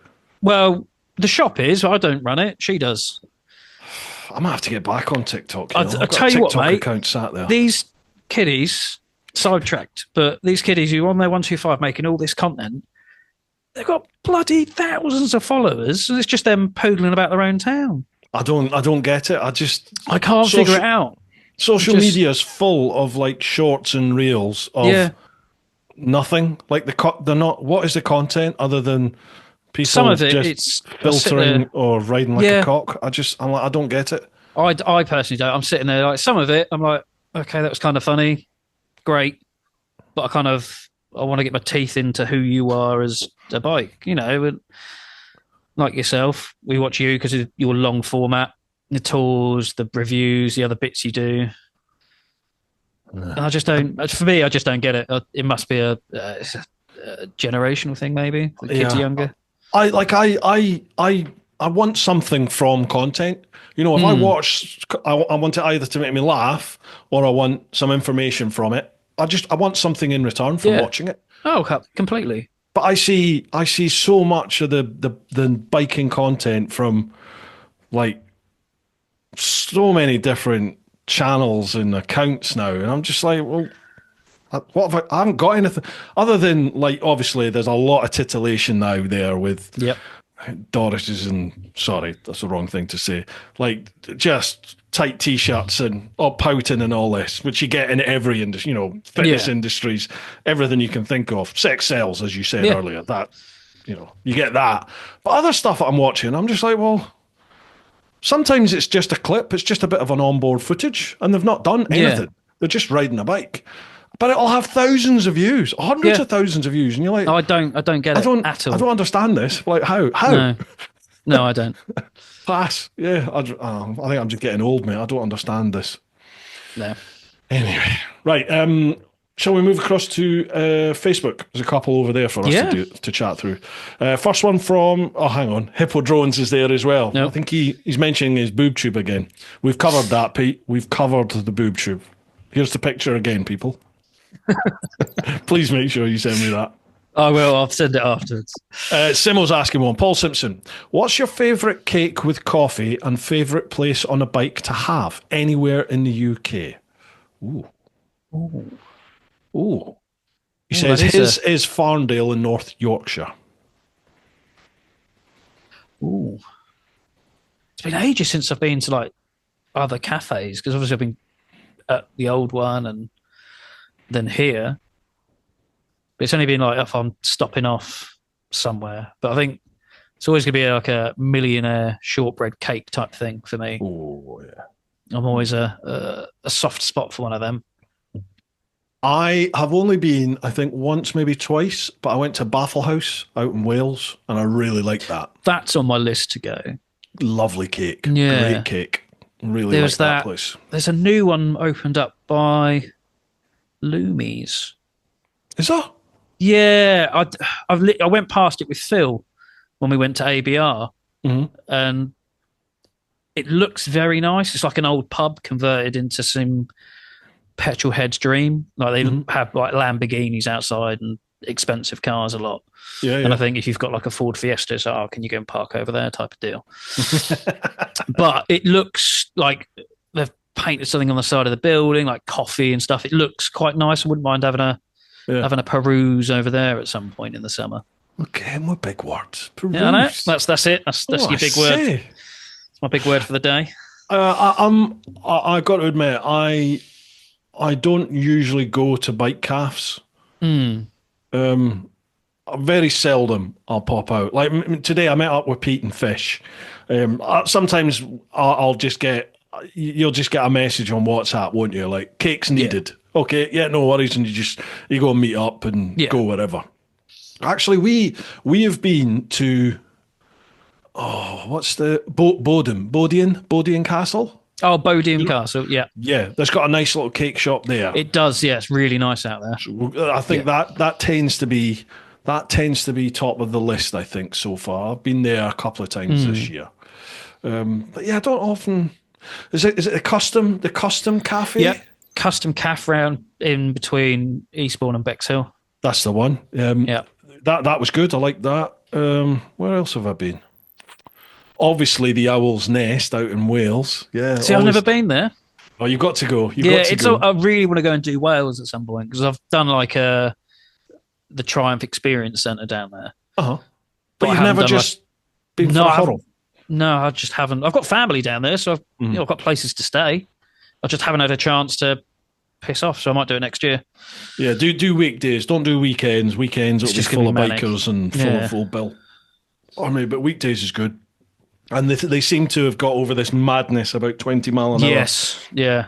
Speed limits. Although Scotland, you've seen Scotland are trying to reduce the national speed limit. Oh dear, they've got a public consultation out there. So I've posted the link on it. They want to hear what people think about it. Yeah. So they want to reduce the speed limit from 60 to 50 and 70 to 60 on single carriage and dual carriageways. Yeah. Arseholes. And they're trying to do it under the guise of safety and the environment. So they always use them terms. What a load of bollocks. It's income generation, that's all that is. Yeah, completely. Anyway, get off my soapbox. I get angry with all that sort of bollocks. It's just, come on. Anyway, where Simo said, please give my little channel a shout, North of England Adventure Bike Riders. Simo, I didn't even know you had a channel. Right, I'll check that out. North of England Adventure Bike Riders. Check that out on YouTube, people. Cheers, Bruce. Love a Bru Time. Makes wagon driving not so boring. Good lad. Simo delivers your fuel. Are you still driving the petrol tankers, Simo? And if he is, thank you very much. Keep fueling my bike. Thank you. All that good juice. What would be your tipple of choice? Sorry, not tipple, your cake of choice. Have we covered that? Yeah, that was in that, millionaire shortbread. That's right. Yeah. Glorious. I do like a flapjack and anything with cinnamon in it. I do like something like a nice cinnamon twirl. Oh. Yeah, I do like that. Or banoffee pie. Or cheesecake. Just cake. Or anything with chocolate in it. Or anything, really. Anything sugary and sweet. Yeah, sold. Yes, Paul Andrew says, Sam's a good lad. Always got the pallet at the ready for Sean Mathers. The new shop's not bad either. What's that all about? So, there's these two guys. Pallet. Yeah. Two guys who come in. I think they both sub to you. They're both cracking guys. They used to come to the old shop. And they came down here, and then whenever they come in, I always make the joke of, your pallet's out back, ready to load up, because one of them always comes in, he says something, and his mate just goes, just fucking buy it. He ums and ahs, he floats about. I flirt with him a little bit. I think he tried some boots on ages ago, like in the old shop, and I was like, they really bring out your eyes. I think you're really handsome. He did buy them, so it worked. I think he come in and got some, I think maybe a jacket. And I was like, yeah, it really brings out your muscular physique, doesn't it? And you could carry me away in that jacket. He bought it. So it's, a little bit of... You didn't say that to me when I bought a pair of gloves out your bloody shop, did you? I never got any of this, Sam. Letty fluttered her eyes at you. She did actually, yeah. I think she had a low cut top on at the time as well. I didn't notice, Sam. Didn't notice. No, it's fine. Just pay us the tenner later. Last one on Fasky Book. Josie Waters, what's your favourite tattoo and what is the story behind it? Don't you dare say one of those bloody Star Wars ones. No, it's not. I mean, I'm quite well tattoos. But I'm the type of person who will wake up and just be like, I'm going to go and get my head tattooed. There's no real thought. So I have got like a big crow on the side of my head, which is covered up with hair at the moment. What? So there's no like meaning for it? You just... No, I just thought, oh, that looks cool in my head. And then got my tattoo artist to draw it and was like, let's do it. And then, so my tattoo, I've got loads of friends who are tattoo artists, which is dangerous. So I've got my friend Luke. He's the one who designed the shop hoodie, the big golden skeleton riding the bike. He's done majority of my work. So like my sleeve, I kind of went, I want a nautical theme. I'll see you on the day. And kind of looked at it and went, that's cool. And he started it. He's done a few other bits. Like I think it was a couple of Christmases ago. Like I was like, I want to go and get what's classed as a job stopper, which is the top of your hand. And I was just like, I'll just go and get that done. There was no thought. I was just like, I'm going to get that. So you have to be self-employed basically now. Yeah. I mean, I don't think I could handle an employed job. Yeah. I think I would be sent to HR very quickly. I concur with that, Sam. There's a couple of people I know who like work in offices and stuff, and they're like, "Yeah, no, dude, you wouldn't last like 10 minutes," and I'd be like, "That's a challenge." Yeah, I'll do it on a building site. It's very much, I've chucked bricks at apprentices. I've screamed at them. I've kicked down their walls. I think one of them, I told him the best part of him dribbled down his mum's leg.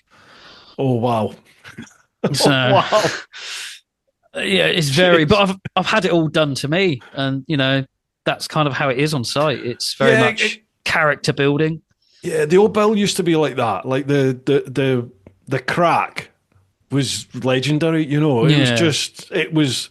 I loved it because it was like being in a rugby team, but it was your job. Yeah. It was the same mentality. It was the same crack. With the public, everyone was very polite, unless the public was being an arsehole to you, in which case, I sometimes you're only human sometimes and you give it back, don't you? Absolutely. But amongst each other, it was just utter deviance. Horrific things would be said to each other, wouldn't they?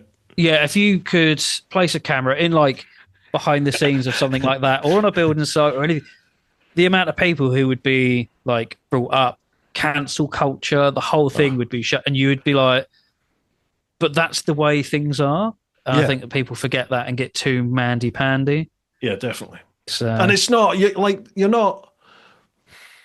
it's not meant in a nasty way, is it? When it's amongst like-minded people. Like we've had stuff in my old job in the old Bill, like people are getting brought up about comments that have been made in WhatsApp groups and all this sort of stuff. And I get really annoyed about it because I'm like, it's a private WhatsApp group amongst like-minded friends. Yeah. And you're not meant to see this. So the fact that you now have access to it and you all of a sudden take offense to it, it's like, well, you weren't meant to see it. So I don't understand why people can be done for it. Unless it's highly illegal that's in there, you know what I mean? Yeah, I'm in a WhatsApp group with a couple of mates. They've got businesses in Hastings and stuff. And the stuff we send each other is horrific. But it's all jokes and it's all kind of, oh, God, look at this. And it's that whole thing. I mean, if it did get leaked, I mean, it probably it's bad for several businesses. Yeah, but then again, it's not meant for public view, private chat. It's all, it's hilarious. Most of it is in whatever's in most group chats around the UK, of course. Everyone has their own little thing and you're like, oh, that's a bit risky, but it gets sent. It's, But it's a game though, isn't it? I mean, and it's not just amongst blokes either, because I know some lassies that have their own WhatsApp groups and they do the same stuff. Everyone pushes, well, among my friendship circle anyway, we all push the boundaries. You're trying to get that reaction out of somebody, aren't you? It's just like, oh, okay, might have taken that too far there. I'm guilty of it, and I do it in like the WhatsApp groups with you. I know someone's biting and going, oh, for God's sake, Sam, well, I'm going to push it then. Yeah. So, when Julian wanted a video, I was like, you sure? And he's like, yeah. I was like, you're going to get a video. And it's just that whole thing. It's all the popcorn emojis, isn't it? People. It's everyone just. It's like when Matt was like, "I'm leaving," and I was like, "Well, I'll just send you your own one." Yeah. So, favorite tattoo. What is the favorite tattoo, and what's the story behind it? If you want to say, I think it's the one I'm working on at the moment. Is my back piece.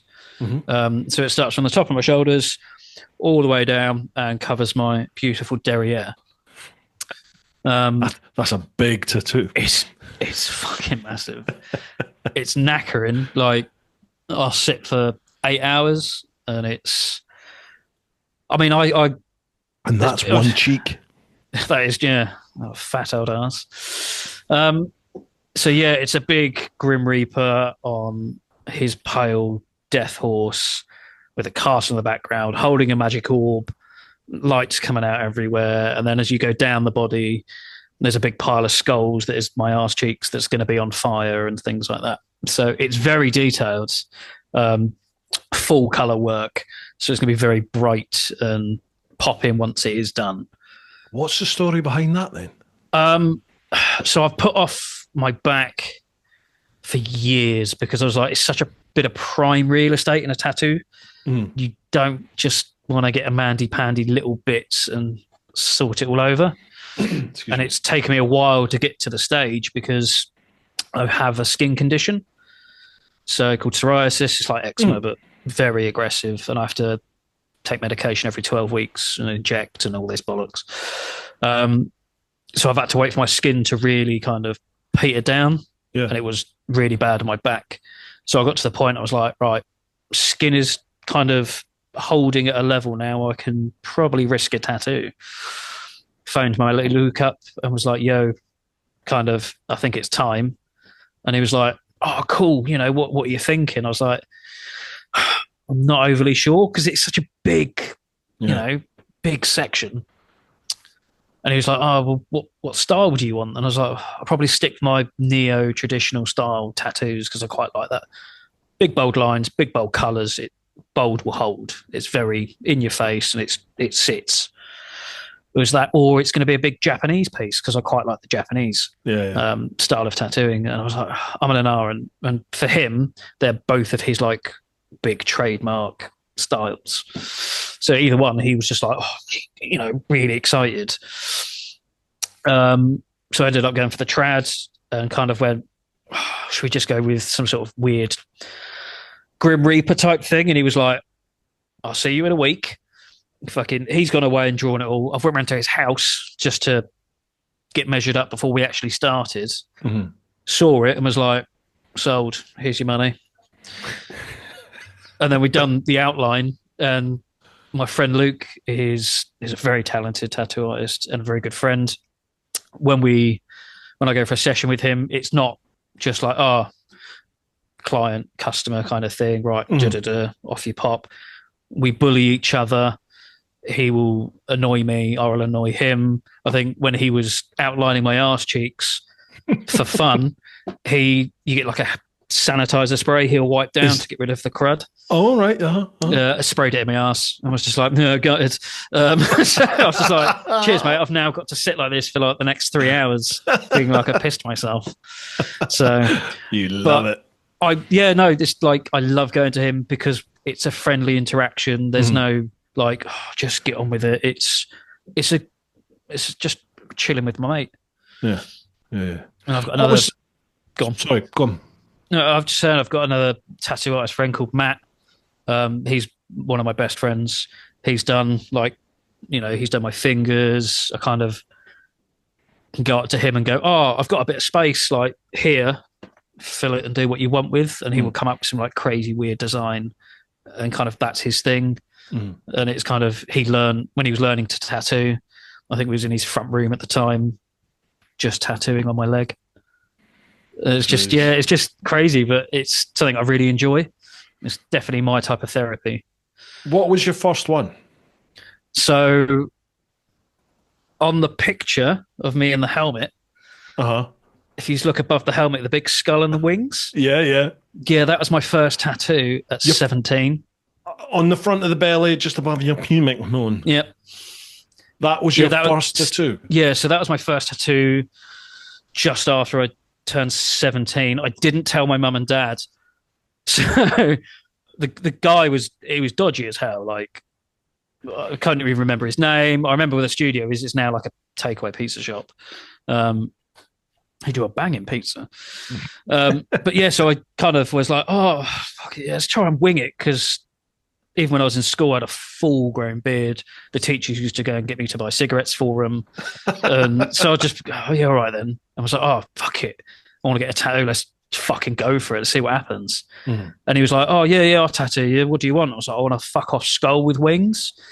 And he was like, how do you want the skull? And I was a bit like, skull, man. Like, skull-like. Yeah. And he was like, oh, you have to get me a reference. And I was like, oh, okay. So I ran home.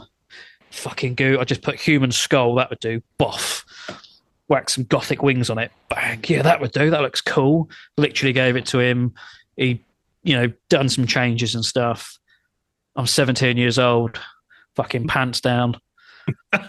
Fucking my penis is shriveling because I'm getting the tattoo cold, and it's just, it's just about there. And I'm like, oh, okay, shaving me like a newborn. Wow. And then, yeah, I've got that, and I've kind of like hobbled home and was like, oh, hey, mum and dad. And they're like, you all right? I'm like, yeah, just a bit sore. And they're like, why? Oh, I got this bad boy done. You told them? Straight up. No, I was like, yeah, look at this. My mum's face was like, whoa, what's my baby boy done? Mm-hmm. My dad was like, why have you done this? Yeah. And now when I get tattooed, my mum just goes, I've given up with you. Like, my dad just goes, I'm the only one in my family who's heavily tattooed as well. Yeah. My dad doesn't have one. My mum doesn't have one. I think my sister's got one or two. But I love it. It's very addictive. My son's covered in tattoos now. Well, not to the same extent as you, but he's got, like, I don't see him that often, but every time I see him, he's got more tattoos. Yeah. And they range from, like, literally ones he's done, like jailhouse tattoos, one that he's done himself, and his mates are like, oh, I quite fancy being a tattooist. So they just practice on each other. So they're all just covered in shit tattoos. Yeah. And then he's got some decent ones as well. But he's got all sorts all over the place. Just, Jesus. Wow. Yeah, I've got my mum's, because I'm still living at home with my parents while I'm saving for a mortgage. Mm-hmm. It's really cool at 35 years old. Yeah. Super fun. Chicks love it. Yeah.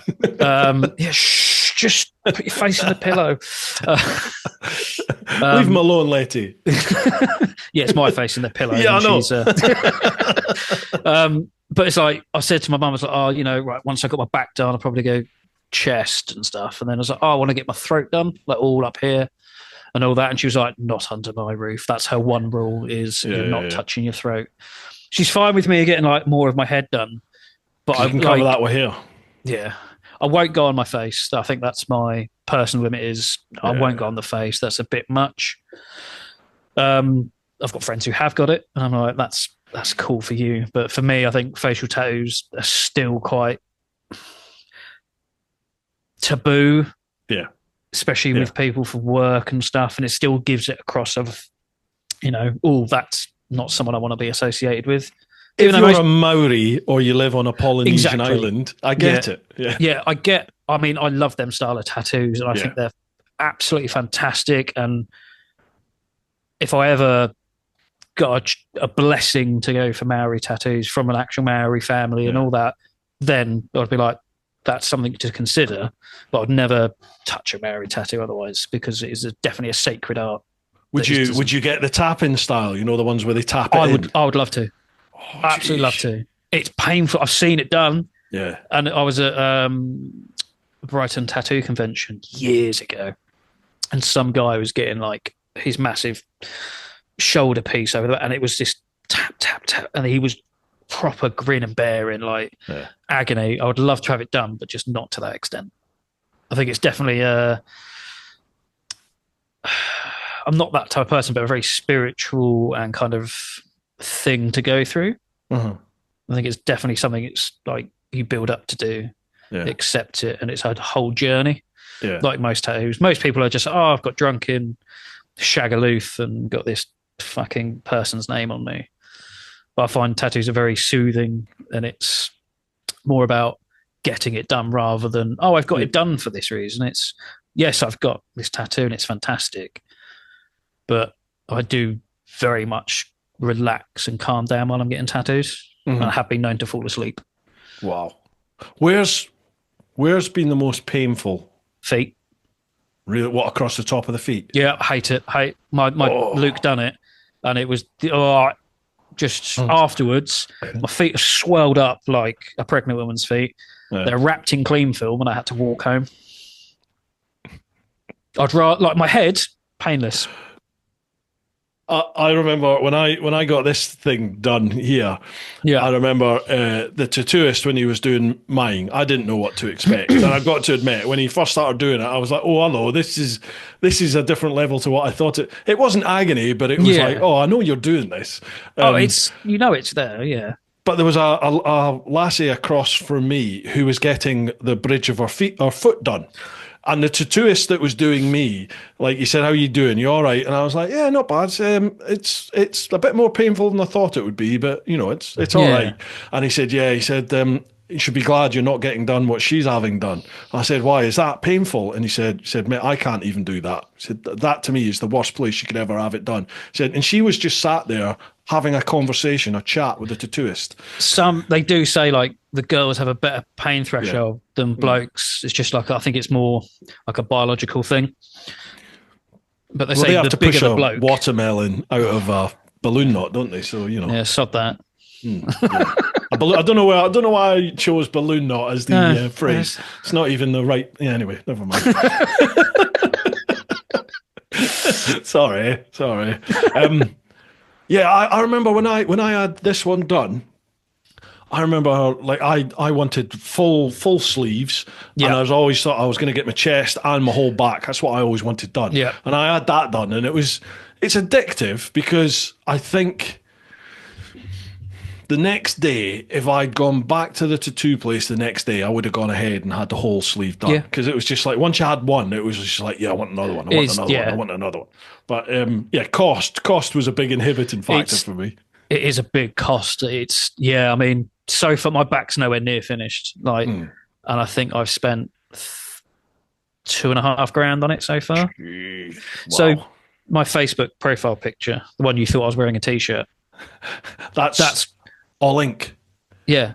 Wow. And that's all it is so far. And I still need, to colour the rest of it in. And it's definitely, it's going to probably cost near on $10,000 to finish. Jeez, really? Yeah. I mean, my arm costs $3,000, I think, back in the day. But I couldn't tell you how much I've spent on tattoos because it is just a lot. I've a mate of mine that I was at Hendon with him, and then I worked at Diplomatic Protection with him, and he's got the full traditional Japanese tattoos, but his whole body is done. But obviously he doesn't do from the collar up, and the hands he won't do from like the wrist down. But I mean, he's been in tattoo magazines, and he's been at expos and all sorts, because it's like full on. I can't remember how much he told me, but he spent like a mortgage kind of amount of money on these tattoos. Them Japanese bodysuits are phenomenal. Yeah. Like a lot of koi and all this sort of stuff. It's all just over them. Because there is no place untouched apart from the cuffs, the neckline, the feet line and stuff. Sometimes there's a gap through the middle because that's the way they want it. But it's like the ditch of the knees is something I'll never do because I'm too much of a pussy. Like, it is. I had the back of my calf done and was like, no, this is horrific. I've got my thigh done and it creeps round just ever so slightly. Agony. I mean, that was done in my mate's attic, but That's Jeez. beside the point.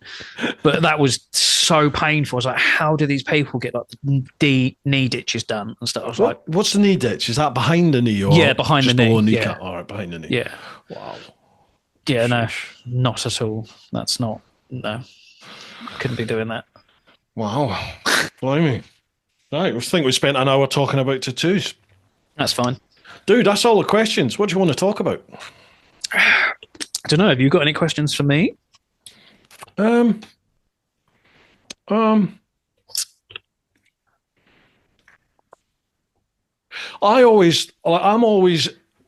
My brain always goes into overdrive when I chat to you about the business. I'm always thinking to myself, I'm always doing these plugs and stuff for the shop, but I genuinely do think to myself, right, okay, how can we promote it more and get it out there? So I'm going to put it out to you lot that are watching and listening. I don't expect you to go to conquerorsapparel.co.uk and buy stuff, although please feel free to do so. But go, have a look at the website and you tell us. So either contact me or contact Sam and say, right, what would be your Input. advice? Yeah, what's your input and how can he promote the shop and get the word out there? And if you've not heard about it, or if you have heard about it, let's say that. If you have heard about it, where did you hear it? And what makes you go there if you are a customer? And if you're not a customer, why wouldn't you buy from there? Would that be fair? Yeah, I think that'd be great because I'm open to like constructive criticism by any means because it's something I can get that feedback. I mean, I get it. I've asked people like Matt and stuff like that. I'm like, oh, I've done this. What do you think? Or I've had an idea of putting something in the shop and I'll ask a few people and be like, do you think this is worth me investing in? Because that's what I'm doing essentially. Yeah. Sometimes it's like, Sam, you're being a fucking idiot. Don't bother. It's a waste of money. And I'm like, cool. Like in my head, I thought it was a really good idea because obviously I'm seeing it from one point of view. Yeah. But I'll try and grab some others. And then some others are like, actually, that could work. So we can put all that in there. I do ask my reps. I mean, turn that off. Computer's making a duzzy sound. I ask my reps. Says no. Yeah. Says no. Because my reps I've got, there's 3 who were absolutely fantastic. And they, even if it's nothing to do with their product, they would give me advice. Especially when we were moving shops and shut down for a couple of months. One of them, Elliot from Bullet, was in contact with me every week, making sure I was okay. How can he help? Giving me advice like, oh, put this in, maybe that would work, or I've noticed this on this, adjust that. And then we've had advice from like Motor Girl, who have been fantastic to us from day one. They were the first people we contacted when we opened up and was like, we want to stock you, gave them a whole section of the shop just to fill it. They've been really, really helpful. And then a bit of a news. Well, you know this already, but most people don't. We've now signed the stuff to get held motorcycle clothing in. So the rep. That's awesome. Yeah, I'm really, really pleased because held is fucking brilliant gear. But the rep, Loz, I've met him twice. We've had quite a few phone calls and stuff, and he's been nothing but helpful, super supportive, a really down-to-earth, our sense of humour type of guy. You would get on with him, really. And he's shorter than me. Wronging. No way. Yeah, no he's way. shorter than me. Makes me well happy. I'm actually taller than someone. Yeah. Even when I'm sitting down, I was taller than him. I was like, fucking have this, mate. Is this what a giant feels like? You're on your special platform behind the counter. But yeah, it's definitely when I get constructive criticism, I would take it on board. If I'm getting just people being dicks, because I've had it since we've opened, like, oh, you're going to fail. You're going to, why are you doing this? Yeah. And I think I get very stubborn in my ways. And I'm like, well, well, I'm going to fucking run the business then, you prick. And I'll go off and fucking ham it like I did with this shop. There was like, oh, when we moved to this new location, we had a lot of people going, oh, I think you're going to struggle because you've got no parking like you did at a cafe. And I was like, yeah, but I'm not expecting 50 bikes to turn up at once. Yeah, exactly. Yeah. And, you know, we usually get 3 bikes here at a time, like in a little group. So it's not a big thing. Mm-hmm. And there's plenty of parking. And as soon as like one of the residents moves their car, I usually put my bike at a really annoying angle so you can't park a car either side. So there's always parking, and you can just park on the pavement. There's free parking everywhere. Yeah. So we haven't had much of an issue, but there had loads of people going, well, I think you're going to fail. I think you should pack it in, Sam. Isn't it weird that, it's just some people are like that, though, isn't it? You get like all ends of the spectrum. Because I'm sure you've had people say, yeah, you know, it's yeah, absolutely. Why are you doing this? The vast majority of people are brilliant, but you just get some people that seem to. I used to think, oh, they must get some sort of pleasure or an enjoyment out of it. And I genuinely, I think some do, but I think some people are just like, I haven't got the bottle to do that. So why should you? Yeah. And, or maybe it's just a case of, well, I wouldn't do that because I don't think it will work, or I don't think I could make that work. And so they just expect that you're not going to be able to do it, you know, and, you know, I don't necessarily think there's malice intended in their sort of negative attitude. They're just not that type of person to go for it, and maybe they just they don't understand those who actually do go for things. Yeah, I mean, I had chats with my dad about it because my dad is probably the biggest driving force behind this business without being involved. I mean, you've met the old man, I think, a couple of times now. So without him, there would probably not be a Conquerors Apparel. Wow. Just because without his support, I probably wouldn't have carried, especially with moving shop. Yeah. I probably would have just been like, do you know what? I haven't got it in me anymore. Yeah. And without his support and his help building the new shop and stuff like that, there probably wouldn't be a business as it is today. He's probably the biggest person to help the shop without being in the business, so to speak. Yeah. So. But things like this, you know, you always hear, I'm not saying you're going to be the next Apple or anything, Sam. Well, you know. But do you know what I mean? Like, you always hear this from success stories that they had 999 failures before that one time. Yeah. Or maybe not failures, but setbacks. You know, they've had umpteen times in their business lives in various different ventures that they've gone for where it just didn't work, it didn't work. I got knocked down here, I got back up. And they just keep doing that. And then at some point, it works. You know what I mean? Definitely learn from every mistake I've made. Yeah. I mean, there's been a couple with some distributors that weren't as good as the deal as they promised. And it put me back financially. It stung us. It's taken a hit that I'm still recovering from. But, you know, I never went to business school. I think I'd done a GCSE and it failed because I ended up eating the sweets rather than selling them. So, I mean, I'm not your average. I mean, you've seen how I conduct stuff. I'm not very formal. And I like to save that when I meet, especially when I meet distributors, stuff like that. I'm like, look, I'm not your average yes sir, no sir, very formal person. Talk to me as you would talk to me to your mate in the pub. I'm very real. I'm very upfront. I'm very honest about how I run my business. Yeah. If I don't like something, I'm going to say it. And if you don't like it, then we're going to have to work around it. There's a couple of companies who have come towards me and went, oh, do you want to stock this? And I'll say, no, to be honest with you. It doesn't work with me and my shop personality. It doesn't work with our clientele. And to be honest, I think it's a crap piece of clothing. Yeah. So I'm exactly the same with my stuff on YouTube. You know, like you get approached all the time from companies that want to send you stuff, and to feature in vids or do reviews in vids or be affiliate sales for stuff. And I knock the vast majority back just because it's not.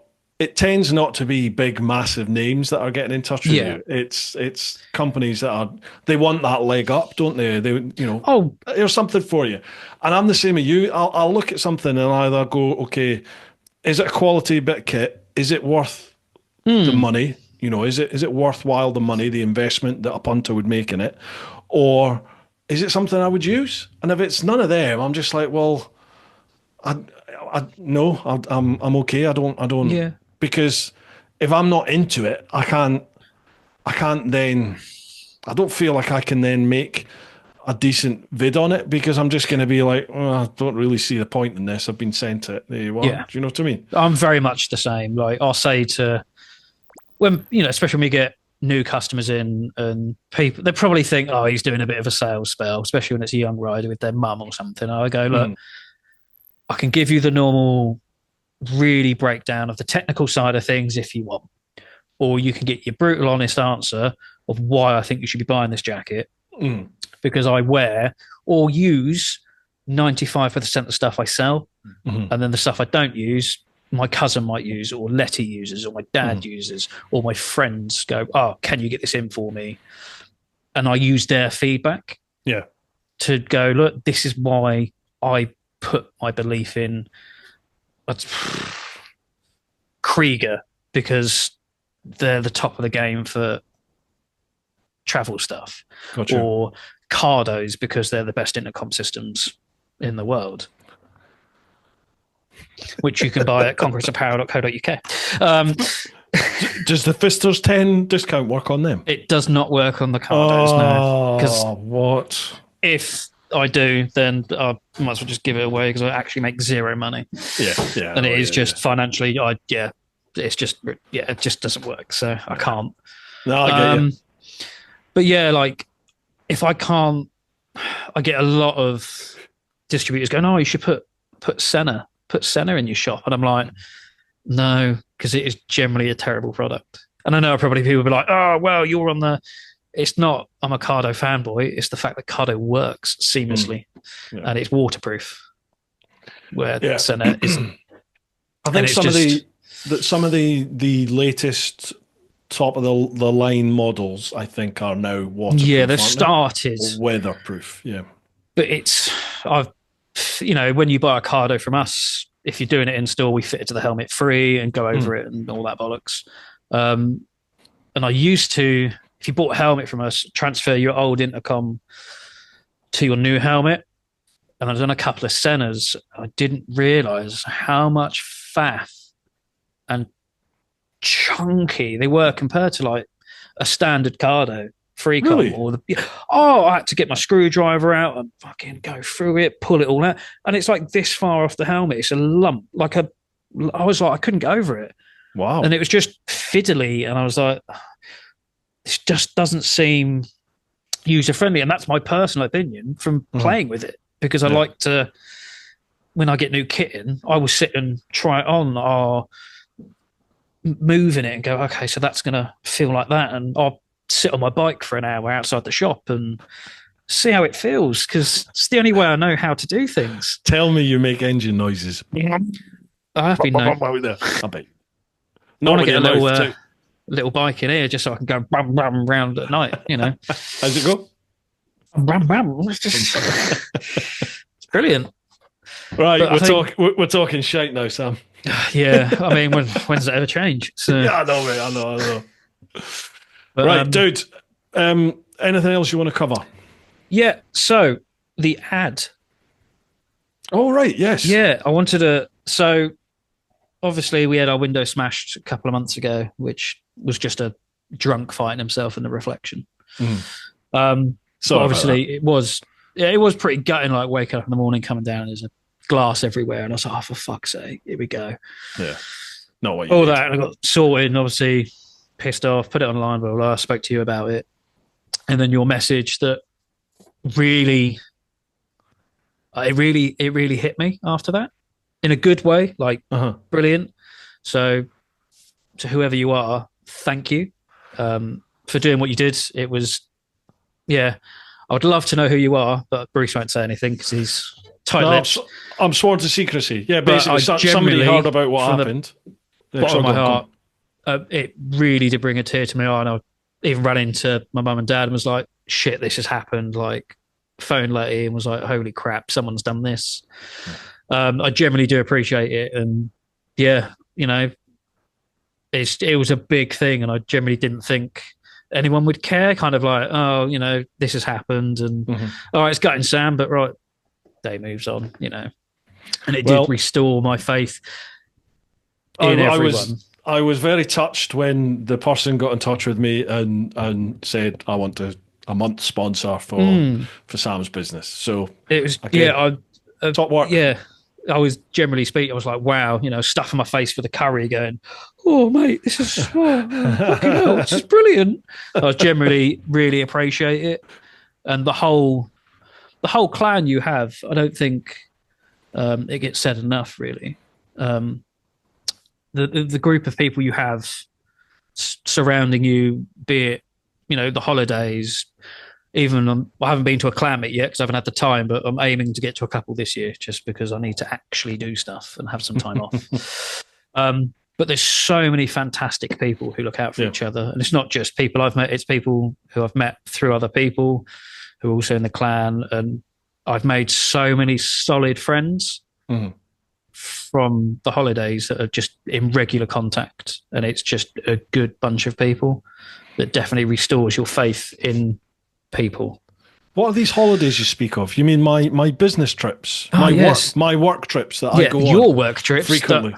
I should really start using as my work trips, and then I could probably get that off the tax. You could. The research for your kit, Sam. I'm technically doing a sales pitch to some of them. It is incredible. You know, like this group of people that have come together over on the clan are just, like you said, it reinstills your faith in people. Oh, completely. It's just a nice, positive, welcoming, friendly. It's just a nice place to be in it. You know, like when these weekend aways that we do, these clan meetups and stuff, and even not just them, like just in the clan itself and on the Facebook page and stuff. It's just a real supportive place. It's brilliant. I remember the Scotland trip was the first one I'd come to.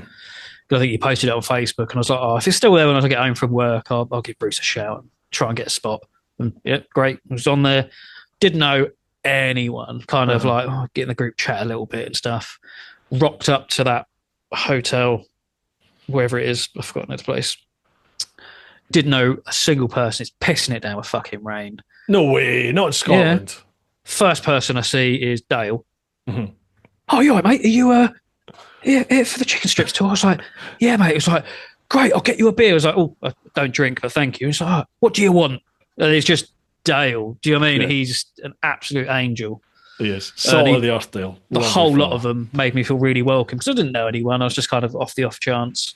I was in a really bad place at the time as well. So it's fantastic to bring myself out of it and do that and reawaken myself, so to speak, and get a push on. There are so many blokes in particular, and I was thinking I was just going to make chicken strips blokes only initially because it seemed to be such a positive place for blokes to go who had a lot of stuff going on in their lives, and it was just, there's so many blokes turned around to me and said, I had no idea how much I needed this, or I really needed this is why, and they just open up. But then we've had, you know, Lou comes away with us now, doesn't she, Louise? She comes away with us. She's turned into a fantastic friend as well. Absolutely, yeah. Like, she's a brilliant person. I've had the other half, so you know, like Josie, Martin's other half, and Sarah, Demo's other half. Christ, there's loads of other halves that Julie has come away with us. Loads of other halves have come away with us, and you know, it's like I think you just have to be that right mentality. You really do, yeah. Whether you're male or female, you just if you've got that mentality of you're just up for a laugh and you're up for a giggle and you're a nice person, this is the place for you. Yeah, it's brilliant. Yeah. Anyway. And I'll do one more little sales pitch. If you want to inquire about sponsoring an episode of the podcast, because the results are in this year, folks, I am now top 5% globally of motorcycle podcasts. Fantastic. Well done. There you go. Thank you very much. Thank you very much. So if you want to inquire about sponsoring an episode, it is not as much as you think by a long way. I'll guarantee it. Drop me a line, just either on the social medias or info@TeapotOne. Sam, it's been a pleasure. I think this has been the most sensible conversation I think I've ever had. I know. I was expecting it to go a lot darker, but I think I've had to refrain myself, and then we got a little bit deep on points. It's been lovely. Yeah, it's been really nice. We could go deeper, but we can save that for another time. Go deeper. Save that for a lot deeper. Stop it. Dude, plug the shop once more. Tell people where it is and how they get in touch. We are Conquerors Motorcycle Apparel in the southeast in St Leonards and Hastings. If you want to support a small independent shop, go to our website at conquerorsapparel.co.uk. Any orders will make me get out of bed at a stupid o'clock in the morning. I will come and pack it myself, ship it, probably do a little dance. If you come in, I will make you a cup of tea or coffee, maybe some sweets if I haven't eaten them all, because I have a sweet tooth and there's usually sweets on demand. Come down. If there's something on the website you want and it shows out of stock, email us and I'll get it sorted. If you think, can Sam get it and it's not on the website, shoot us an email. If I can get it, just because I don't hold it doesn't mean I can't get it. So shoot us an email and we'll work it out that way. You've done that for me a few times, actually. I've said, can you get this? And you do. And then deliver it to a different part of the world. Yeah, about a year later. Yeah. Not because Sam's late, because I just I haven't got off my arse and gone to the shop to go and pick it up. I think the furthest is Italy. Yeah. Your visor. A visor, wasn't it? Yeah.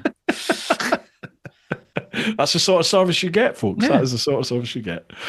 All those links are down below, folks, so make sure you check it out. Give them a follow on the socials.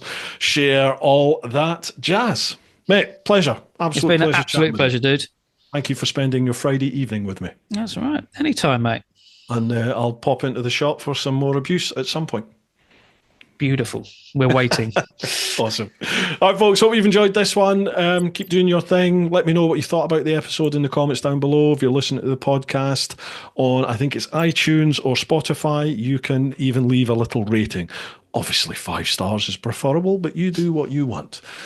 Keep doing your thing. Look after those that you love. Get on out there whenever you can. But most importantly, live your life.